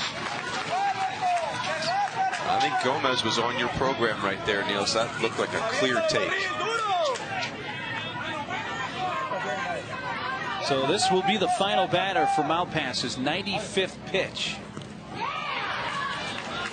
It's 1-2. He can exceed 95 pitches to complete the at-bat by the hitter. But Alabama's going to need somebody else to get those 6 additional outs they need after this one if he gets it. Runner goes, swing and a miss, strikeout, final pitch for Malpass. Gives him his 7th strikeout. Midpoint of the 5th. Hayden Malpass is putting on a clinic with this breaking ball right here. Alabama with the lead, 8-2.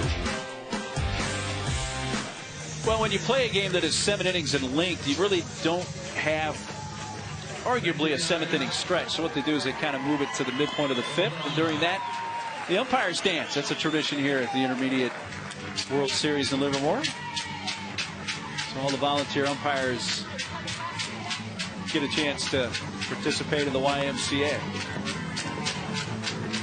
This is year number 7 for this intermediate division.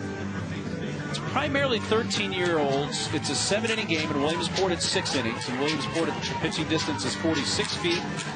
There's 60-foot bases. And you see how it's expanded to 50-foot pitching distance here at this level and 70-foot base paths. And really, Little League, 7 years ago, Ruin decided, hey, we need a transition field between the Little League field in Williamsport and the regulation baseball field that you see at a big league game. And no doubt, Nielsen, I think it was a brilliant adjustment by Little League because for our generation, boy, that was a really difficult go. You really had mastered the Little League field, and the next thing you know, you're 13 years old and you're on a big league field. 60 feet, 6 inches, and the 90-foot bases. And you know, it just, I think probably some people, I know our generation, that was a challenging year when you made that adjustment. I love this transition level, and it just lends itself to a better brand of baseball. Mandatory play will be complete with this at bat for Alabama. This is Tatum Stacy, who did get in the game defensively, was in left field the last inning. He'll need to play defensively in the next inning, in the bottom of this inning, top of the next inning, that is, to complete it. But he's getting his mandatory at bat.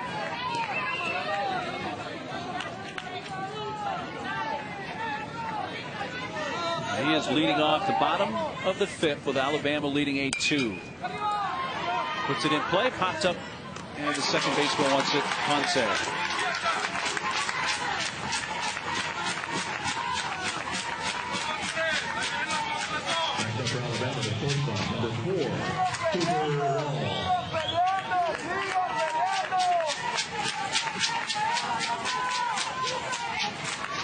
Cooper Walls has a base hit and a strikeout.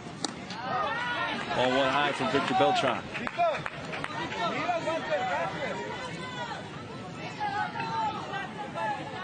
Three-run first, a 3-run second, and 2 in the 4th for Alabama. Their big hit, the 3-run home run in that second inning from Drake McBride.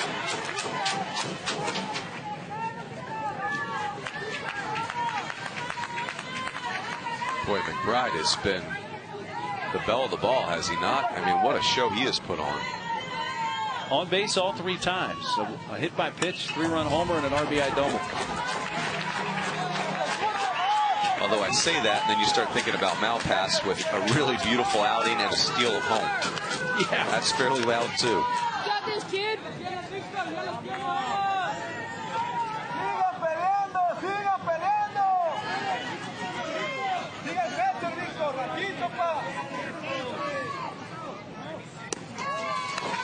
Brings that one up and away. 2-2. Just misses. You can see Victor Beltran, not only does he throw a lot of strikes, but he gets mad at himself when he doesn't throw a strike. I mean, he is really fiery on the mound and a great strike thrower.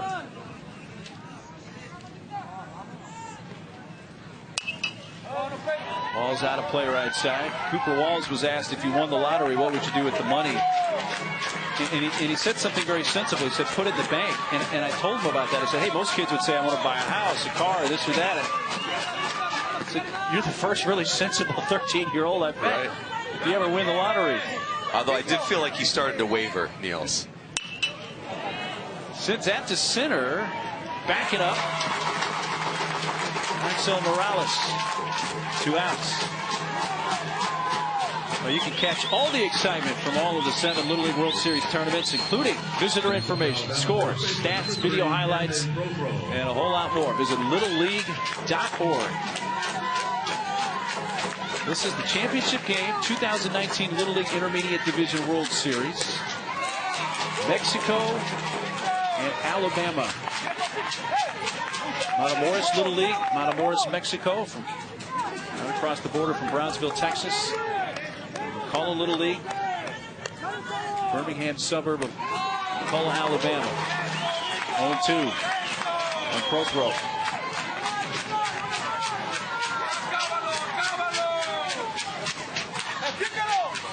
.41 of Beltran's 57 pitches have been strikes. I mean, isn't that beautiful? Whatever you're going to get off of Victor Beltran, you are going to have to earn it. Because I tell you, what's interesting is I don't even remember very many 3-ball counts for him. I mean, it is just attacking hitters from pitch number 1. He has only walked 1. That was Ty Strickland. Actually, my mistake, didn't walk in. That was still the starting pitcher, but nonetheless, great command from Beltran.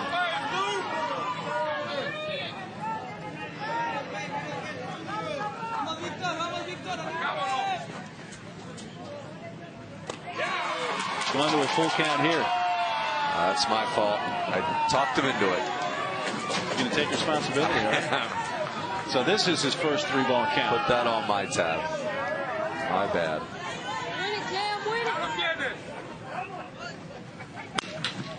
Back up the middle.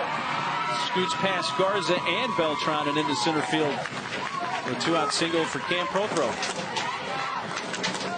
Boy, Niels, that is another base hit up the middle for the team from Alabama.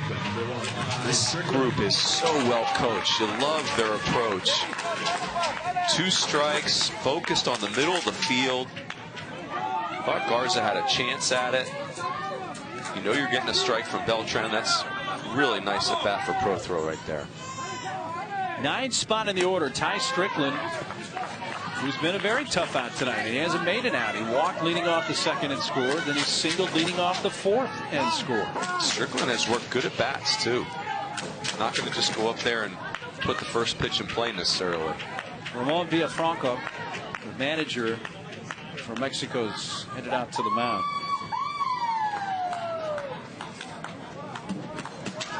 I had a chance to talk to him through their interpreter, Joaquin Cano, who is the father of Emilio Cano, the catcher for Mexico. Talked about the run that Mexico has made, and Ramon Villafranca mentioned the beating Mexicali for the Mexican national title to get here to Livermore. And after losing their first game of this tournament to South Korea 14-6, have won 4 in a row, including beating South Korea in the rematch yesterday for the international title.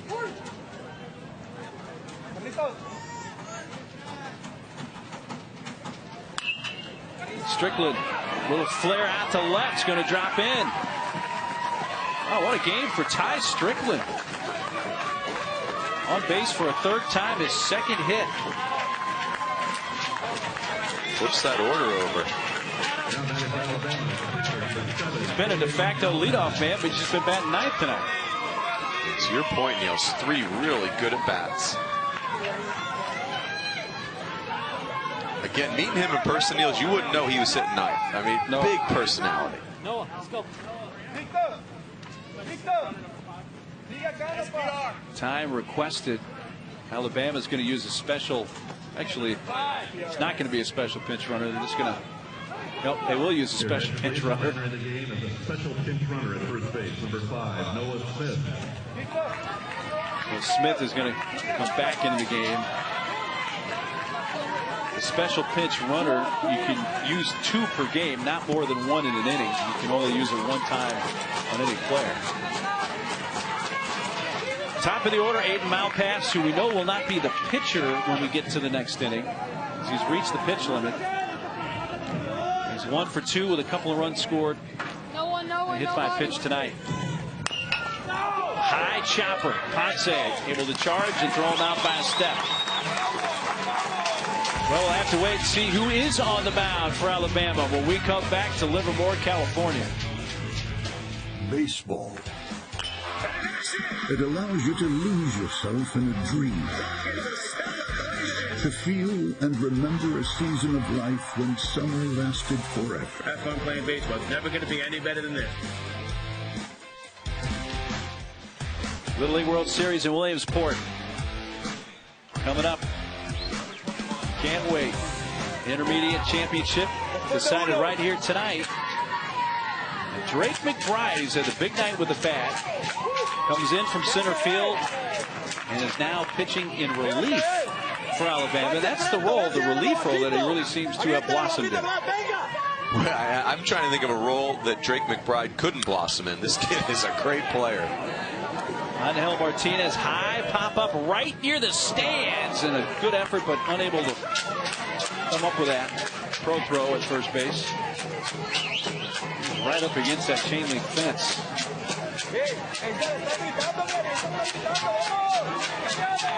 See, that's a lot of strikeouts. He's been a good strike thrower. Just so athletic, and the mechanics are really smooth. So Malpass went 5, 2 runs, 1 earned, struck out 7, allowed 4 hits, walked a couple, and now he's in center field.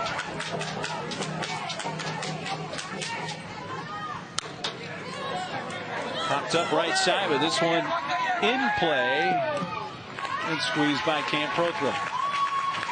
1 out in the 6th. This is a 7-inning game at the intermediate level for these mostly 13-year-olds.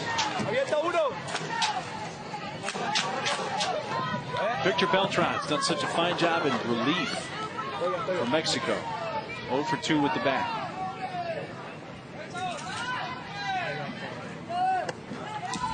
Call him the horse, Caballo. We asked him why yesterday, and he said, well, it's probably because I make a lot of noise when I run. Maybe it sounds like he's a horse getting up the base. I love it. He is one serious competitor now. Whacks it to left center. When that ball was hit, I thought Malpass may need to leave his feet to catch that ball, and that was nowhere near the case. He got such a good break on this. I mean, really, you're thinking there's no way anyone's getting near this. This is just a perfect line drive over the shortstop's head.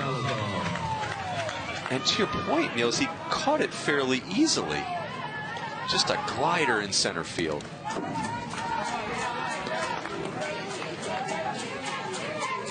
Well, his dream is to play basketball and baseball at Notre Dame. Well, the Irish better off for him soon now, because there's a lot of schools in the SEC. They're going to want in on that action. Boy, he is impressive. Carlos Salazar. I am blown away by that catch, Niels. That's just not an out. That's a base hit. 100 out of 100 times. I'm with you. They didn't know that Malpass, though, was in center field, and make it 99 out of 100, baby. Right. Well, there's a lot of kids that can run, but just the vision to get that kind of a jump. You can't just run to a ball like that. You've got to get a jump, too. It's a 4-pitch walk. It's Carlos Salazar. 2 out, 3 pass. Mexico outdwindling. They're down to really their last 4 here in this world title game at the intermediate level. See McBride from a mechanic standpoint just flying open a little bit, but it's not max effort at all. He's really under control in his delivery. Just hard to repeat your delivery at age 13. Hard to repeat most of anything at age 13, right? You're just trying to figure things out. There's some guys in the big leagues that have trouble repeating their delivery. Right. First inning of relief for Drake McBride, facing Isaac Arias, who was the starting pitcher for Mexico. He went the first inning plus a few batters into the second before he was relieved by Beltran.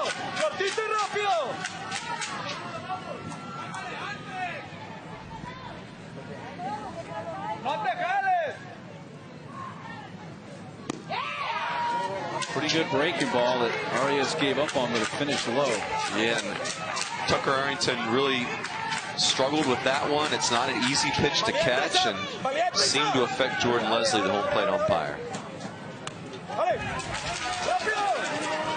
Salazar down to second.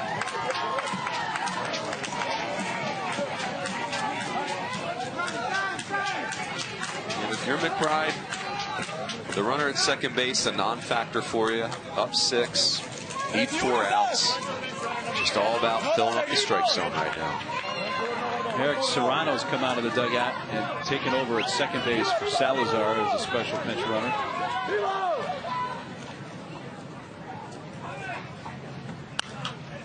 Cute foul off the into the bat.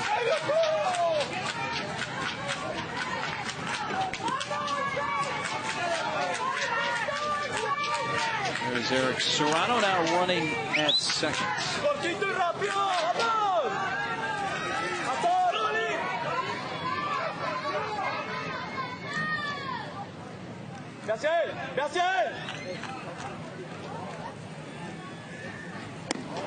Look out. Nice ball up and in on the 3-2 pitch, ball 4. Well, Mexico is going to get back in the game. They're getting a little bit of an opportunity here with 2 on, 2 outs. And as a result, that's going to bring Adam Stacy, the manager, out of the dugout for Alabama. You got the top of the order coming up in Carlos Garza, who we have seen 3 times tonight, and each time has had a really good plate appearance. Yeah, Carlos Garza can play now. I mean, this just a very natural player, good shortstop. The at-bats have been tremendous.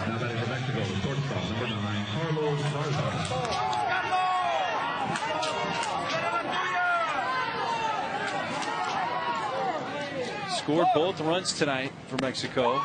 Breaking ball is strike 1. But as we have seen tonight and in this tournament, Garza is certainly not afraid to hit behind in the count. Yeah, and Mexico can hit. Yeah, to your point, Niels, this is a pretty critical hitter for both teams. And now Garza finds him in the hole quickly, 0-2. Well executed by McBride. You go breaking ball to keep a really good hitter off balance, then you're able to throw the fastball by him.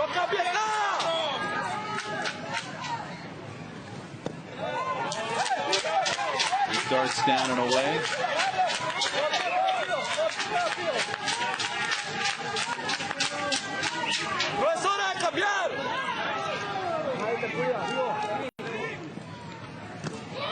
Went after it. They have to throw to first to complete the strikeout, and Arrington does so to win the inning. A couple of 2-out walks.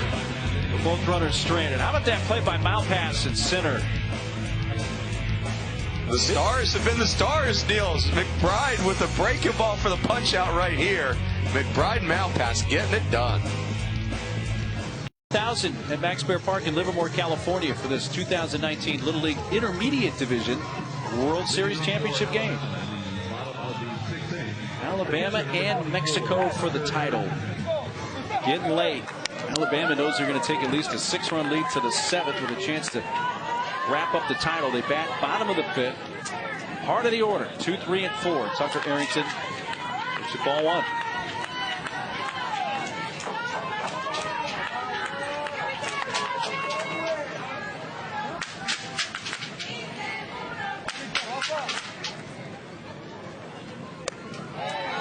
Tucker, a base hit in the first. He scored the first run for Alabama. Enjoys playing the drums in his spare time. Been playing the last couple of years. It's funny that he said that he's not sure his family appreciates his drum playing. That was pretty good. It can be a little loud sometimes. Yeah.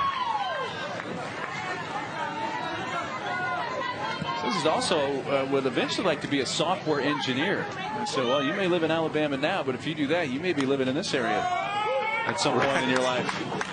Take a picture and work out. That was another very mature response. It's a 3-1 from Beltran. Ball's rocketed towards deep center field. Morales back, and it's off the fence. Right off the cannon side. And into second with a stand-up double, Tucker Arrington. Watch him work this ball to the center of the field. Arrington is so strong, and that is a really nice piece of hitting.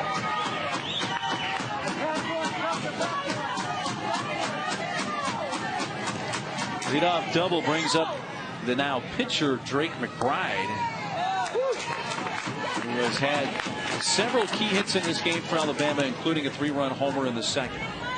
Knocked in half the Alabama runs. And that home run was as impressive as that ball was just hammered. It's hard to hit balls we've seen in this tournament. 0-2. By the way, Victor Beltran is more than just a fastball down the way. He's found a little breaking ball, kind of a little slider to go along with it.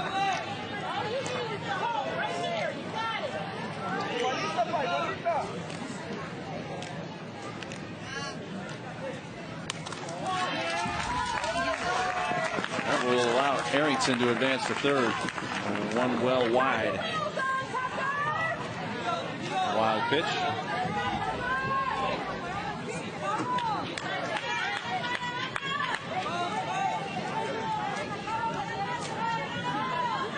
Infield comes in now with the runner at third.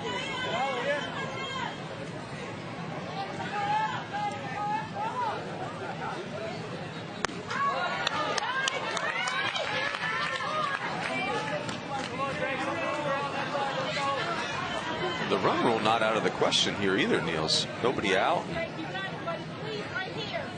Mexico going to have to fight through this inning just to give themselves a chance in the 7th. Yeah, and the run rule being a 10-run lead after 5. That's a towering fly. Pop up on the right side, trailing it, tracking it, caught by Gael Ponce, the second baseman. Boy, that's a big out right there. Next up for Alabama, right fielder number 17, Joseph Roberto. Well, that is out number 1. Again, Mexico knows they're going to be trailing it by at least 6 with their last at-bats coming up. The run rule 15 or more after 4, 10 after 5. For an inning here that didn't start very well for Mexico, if you can get Roberto here and put up a 0 despite there being a man at third base with nobody out, boy, that's a little momentum swinger for you. Time requested. Is out of the dugout as the Mexico manager Ramon Villafranca. Talk about this hitter Roberto may be part of the subjects. Very impressive athlete. Roberto is 6'1", 175 pounds at 13 years old.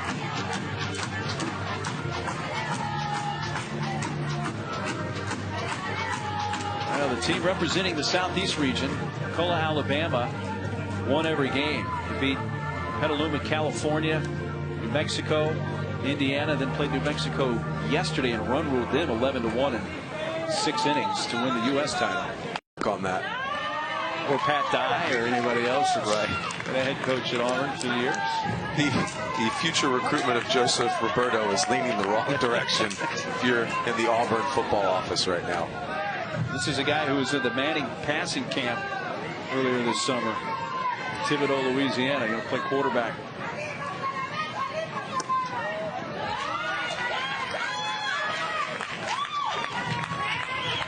Roberto, by the way, Polina High School, where he's headed.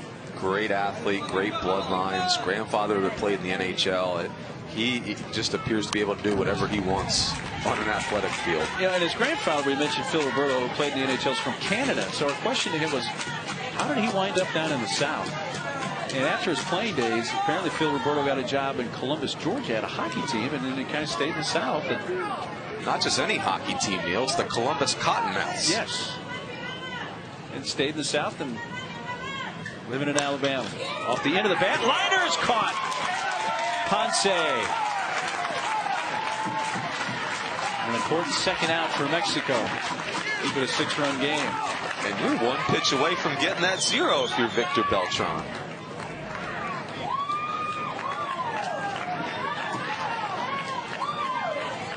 Well, he's at 81 pitches, but they're coming out of the dugout. This is the second visit, so he's going to come out. Well, unless they don't visit the mound, he is on the edge of the mound. The third base umpire, that's Frank Williamson, who's out of nearby San Jose, California.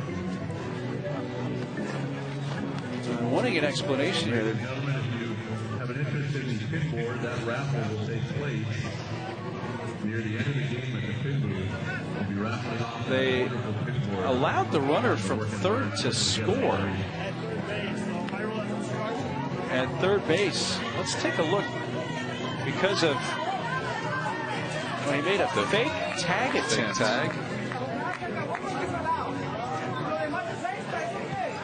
And the third base umpire saw that.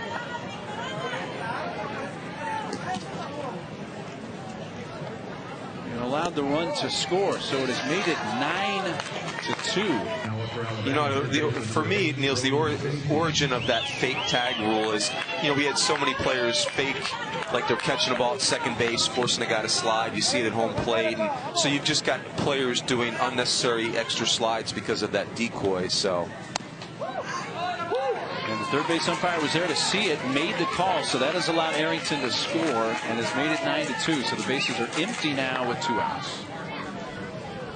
Unfortunate for Victor Beltran, because, boy, he had done a nice job fighting his way back in an inning that started with a man on third and nobody out.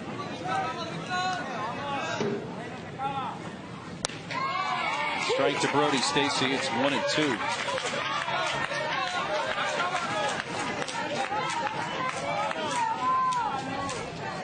Looking ahead to the 7th.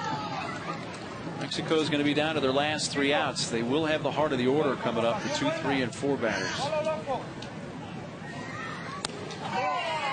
Just outside.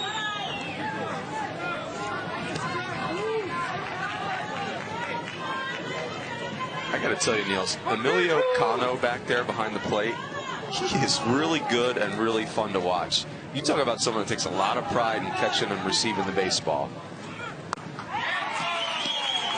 And the strikeout ends the inning. Alabama does add a run, but now Alabama's 3 defensive outs away from winning the Intermediate Division World title here in Livermore, California. Take a look at the previous champions back in 2013 in the inaugural Intermediate Division tournament. Osaka, Japan won it. Nogales, Arizona was the first U.S. team to win. Seoul, South Korea has won it a couple of times, including last year. Maui, Hawaii won it in 16, so there have been 2 U.S. teams. Puerto Rico won in 17. Wayama, Puerto Rico. So here is Alabama, 3 defensive outs away from winning the 2019 Intermediate Division World title. 2, 3, and 4 hitters for Mexico. Alabama up 7, and they have Bryant on the mound trying to close it. Drake McBride, who's had a great game with the bat as well, including a 3-run homer. Morales leading off, has an RBI single back in the 2nd.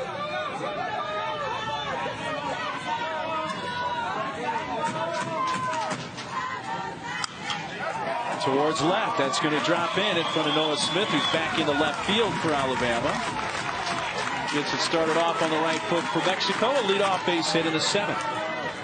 Nice job by Axel Morales. It's actually a breaking ball that he sees from McBride and does a nice job using the other side of the field. Up steps the catcher, Emilio Cano. Well, obviously, Runes, Mexico needs a lot to go right here to get even within striking distance, or I like to say slam distance. And really, they're going to need some help from the Alabama team, maybe some walks or some errors. You can see Tucker Arrington really eyeballing the runner Morales at first base, and I think that's something as he continues to play, he'll learn that with this score in this inning, that's you just don't even bother with that runner. I wouldn't even hold him at first base, quite honestly. Strike pulled in by Drake McBride. Morales on with the leadoff hit, his second of the game.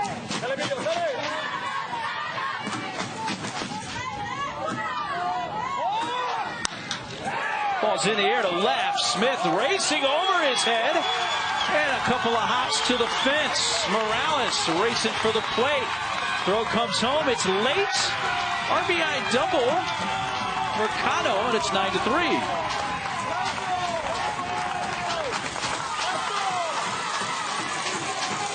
Besides McBride's home run, this may be the hardest hit baseball of the game right here. And some justice for Cano, who's done a beautiful job behind the plate in this game. Leans on that one and drives it into left center. Mexico down to their last 3 outs.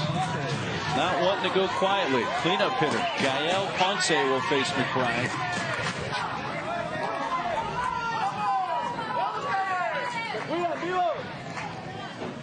Whoa, he gets hit by pitch. Well, Runes, you were saying they're going to need a little help to get closer, and there's a hit by pitch. Yeah, that's a big miss right there.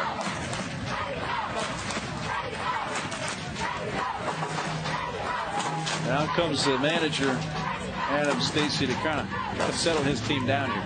And I think that's exactly what this is. It just, you know, you're 3 outs away from a world championship and hard to control the emotions and control the thought processes, and really smart visit there for Adam Stacy.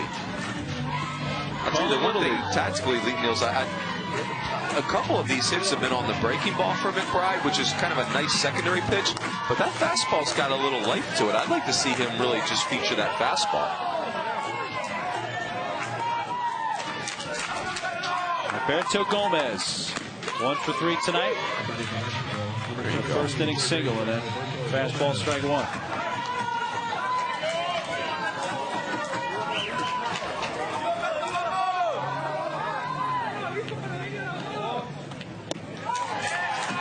Back to a breaking ball that's high. This is interesting too, Niels, because we know Mexico has scored in bunches at times, and they can really hit.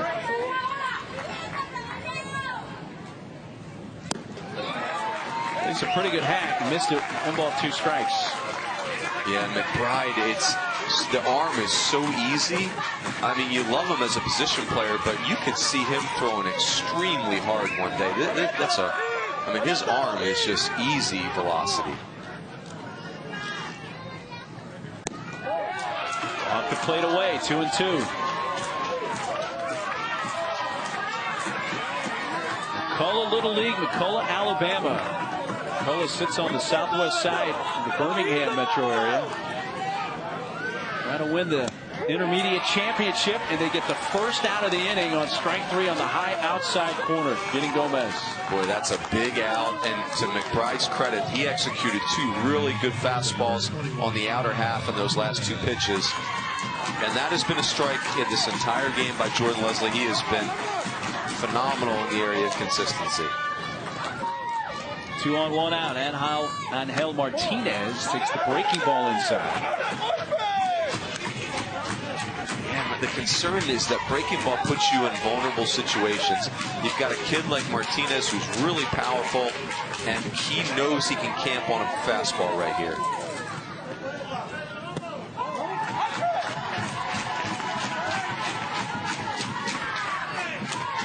They just struck out Gomez, who has hit the only home run for Mexico in the tournament. That was a 3-run homer yesterday against South Korea. Martinez has certainly got the power to hit one out. Almost got hit by pitch on that one. These are the great lessons baseball gives you. And for Drake McBride, you can see it's moving pretty quick in his brain right now. You've got the gravity of the situation. There's a lot on the line, and there's traffic on the bases. And that's special right there, to be able to slow all that down and paint with a fastball. I think we call that, Niels, too many socks in the top drawer. Got to clear that top drawer out. That ball's hit well, left center field. One hop against the fence. Cano scores. Stopping at third. Ponce, a long single for Martinez. And Mexico not out of it yet. Well, advantage count, and Martinez was ready for that fastball. Almost ran that one out of here.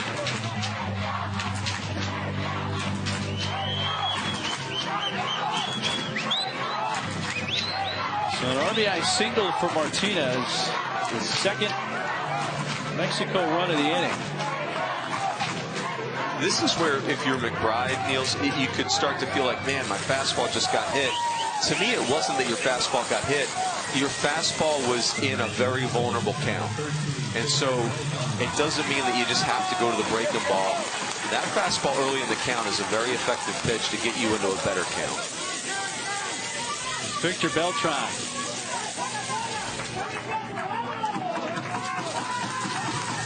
Ramon Villafranca, the manager for Mexico, out.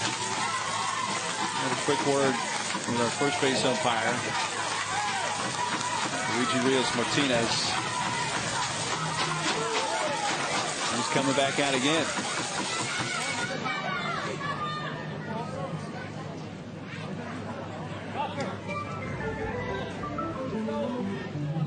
So the umpire at first is Martinez, who's from Venezuela and speaks Spanish, so lob ahead. No problem with the communication, and here indeed comes what they call lob ahead, Eric Serrano, as he has this part of his hair dyed red. So that was what the conversation was about, wanting to put in the special pinch runner.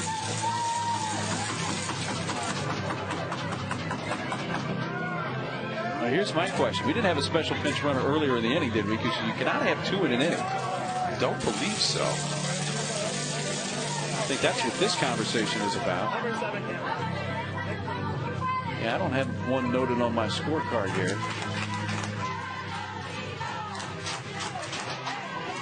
Now, actually, Serrano has been used as a special pinch runner twice. I think that's the issue. Earlier in the game, he cannot be used a second time. And you can have two special pinch runners, not more than one per inning. All right.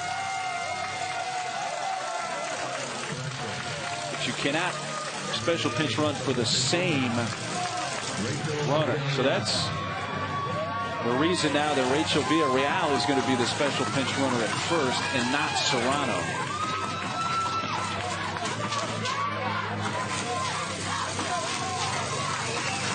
So, boy, this gets interesting because this batting order for Mexico is not that far away from flipping over. I mean, this is the 7-hole right here. And it's Beltran who hit the ball very hard his last time up and lined out to center. And we're trying to get this clerical situation taken care of. Jordan Leslie, who's the plate umpire, now he's down there at the Mexico dugout. And he needs the interpreter to make sure everybody's clear.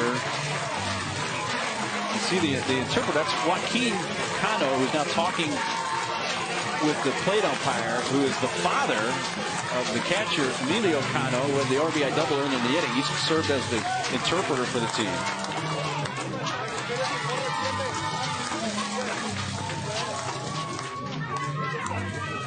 Well, here comes Serrano back.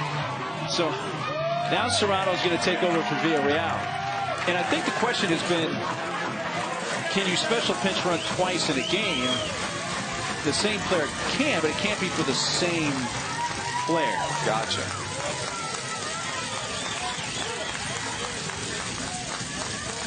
And it wasn't in the same inning. Got a pretty good test of our knowledge of the Little League rule book, though, late in the game. Niels, you were phenomenal. Passed that with flying colors right there. Well done. But Alabama leading 9-4 and 2 outs away from winning the Little League Intermediate Division World Championship. And Mexico has scored twice here in the frame. Have runners at the corners, 1 out. 1-1 for McBride. Runner from first. Serrano goes. speared on one, out by Strickland. They get the out at first. Well, off the bat, that looked like it may get through the hole and into right field, but Ty Strickland threw the glove out. Boy, he gets a big out. Ty Strickland has been phenomenal in this game, and this is really that screamed base hit, driving a run. I mean, that's as much as he can extend, and then to stop his momentum and make a throw to first. Boy, what a play by Ty Strickland. If that's a base knock, Niels, this thing is starting to spin absolutely the wrong direction for Alabama. Did score Ponce from third, so an RBI for Beltran on the ground out. It's 9-5, but Mexico down to their final out. Ball one outside. Paulo Salazar. What a credit to these kids from Mexico. I mean, this game was seemingly out of reach, and they have not stopped fighting back. Outside edge, 1-1.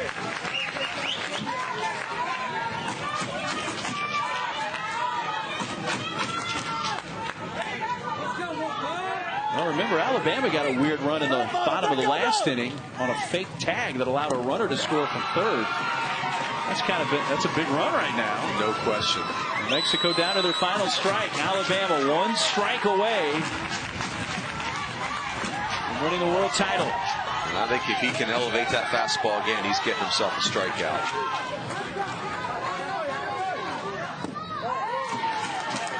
Pickoff at second. Safe. And the tournament almost ended on a pickoff play, but Serrano just got in. That tag put on by Cooper Walls on the top of the batting helmet was just late.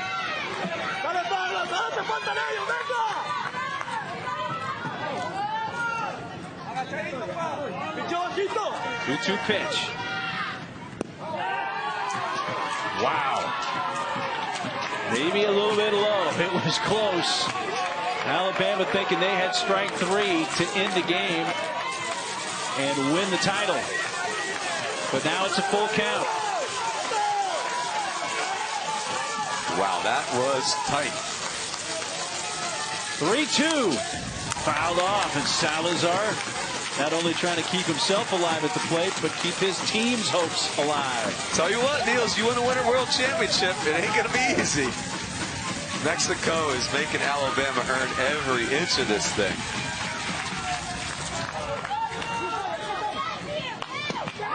Got him. And McCullough Little League, McCullough, Alabama wins the 2019 Little League Intermediate Division World Series title.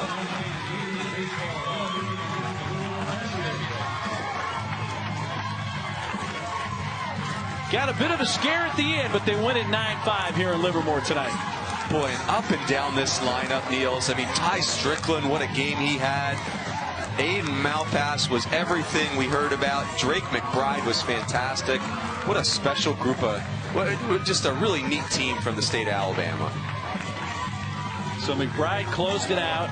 He drove in 4 runs, had a big 3-run home run, and he gets this strikeout to end it. Yeah, McBride was a dominant player in this game, and the future is very bright for that youngster. So Alabama becomes the 3rd U.S. team to win an intermediate world title as they take it in 2019 and bring it to the Birmingham suburb of McCullough, Alabama.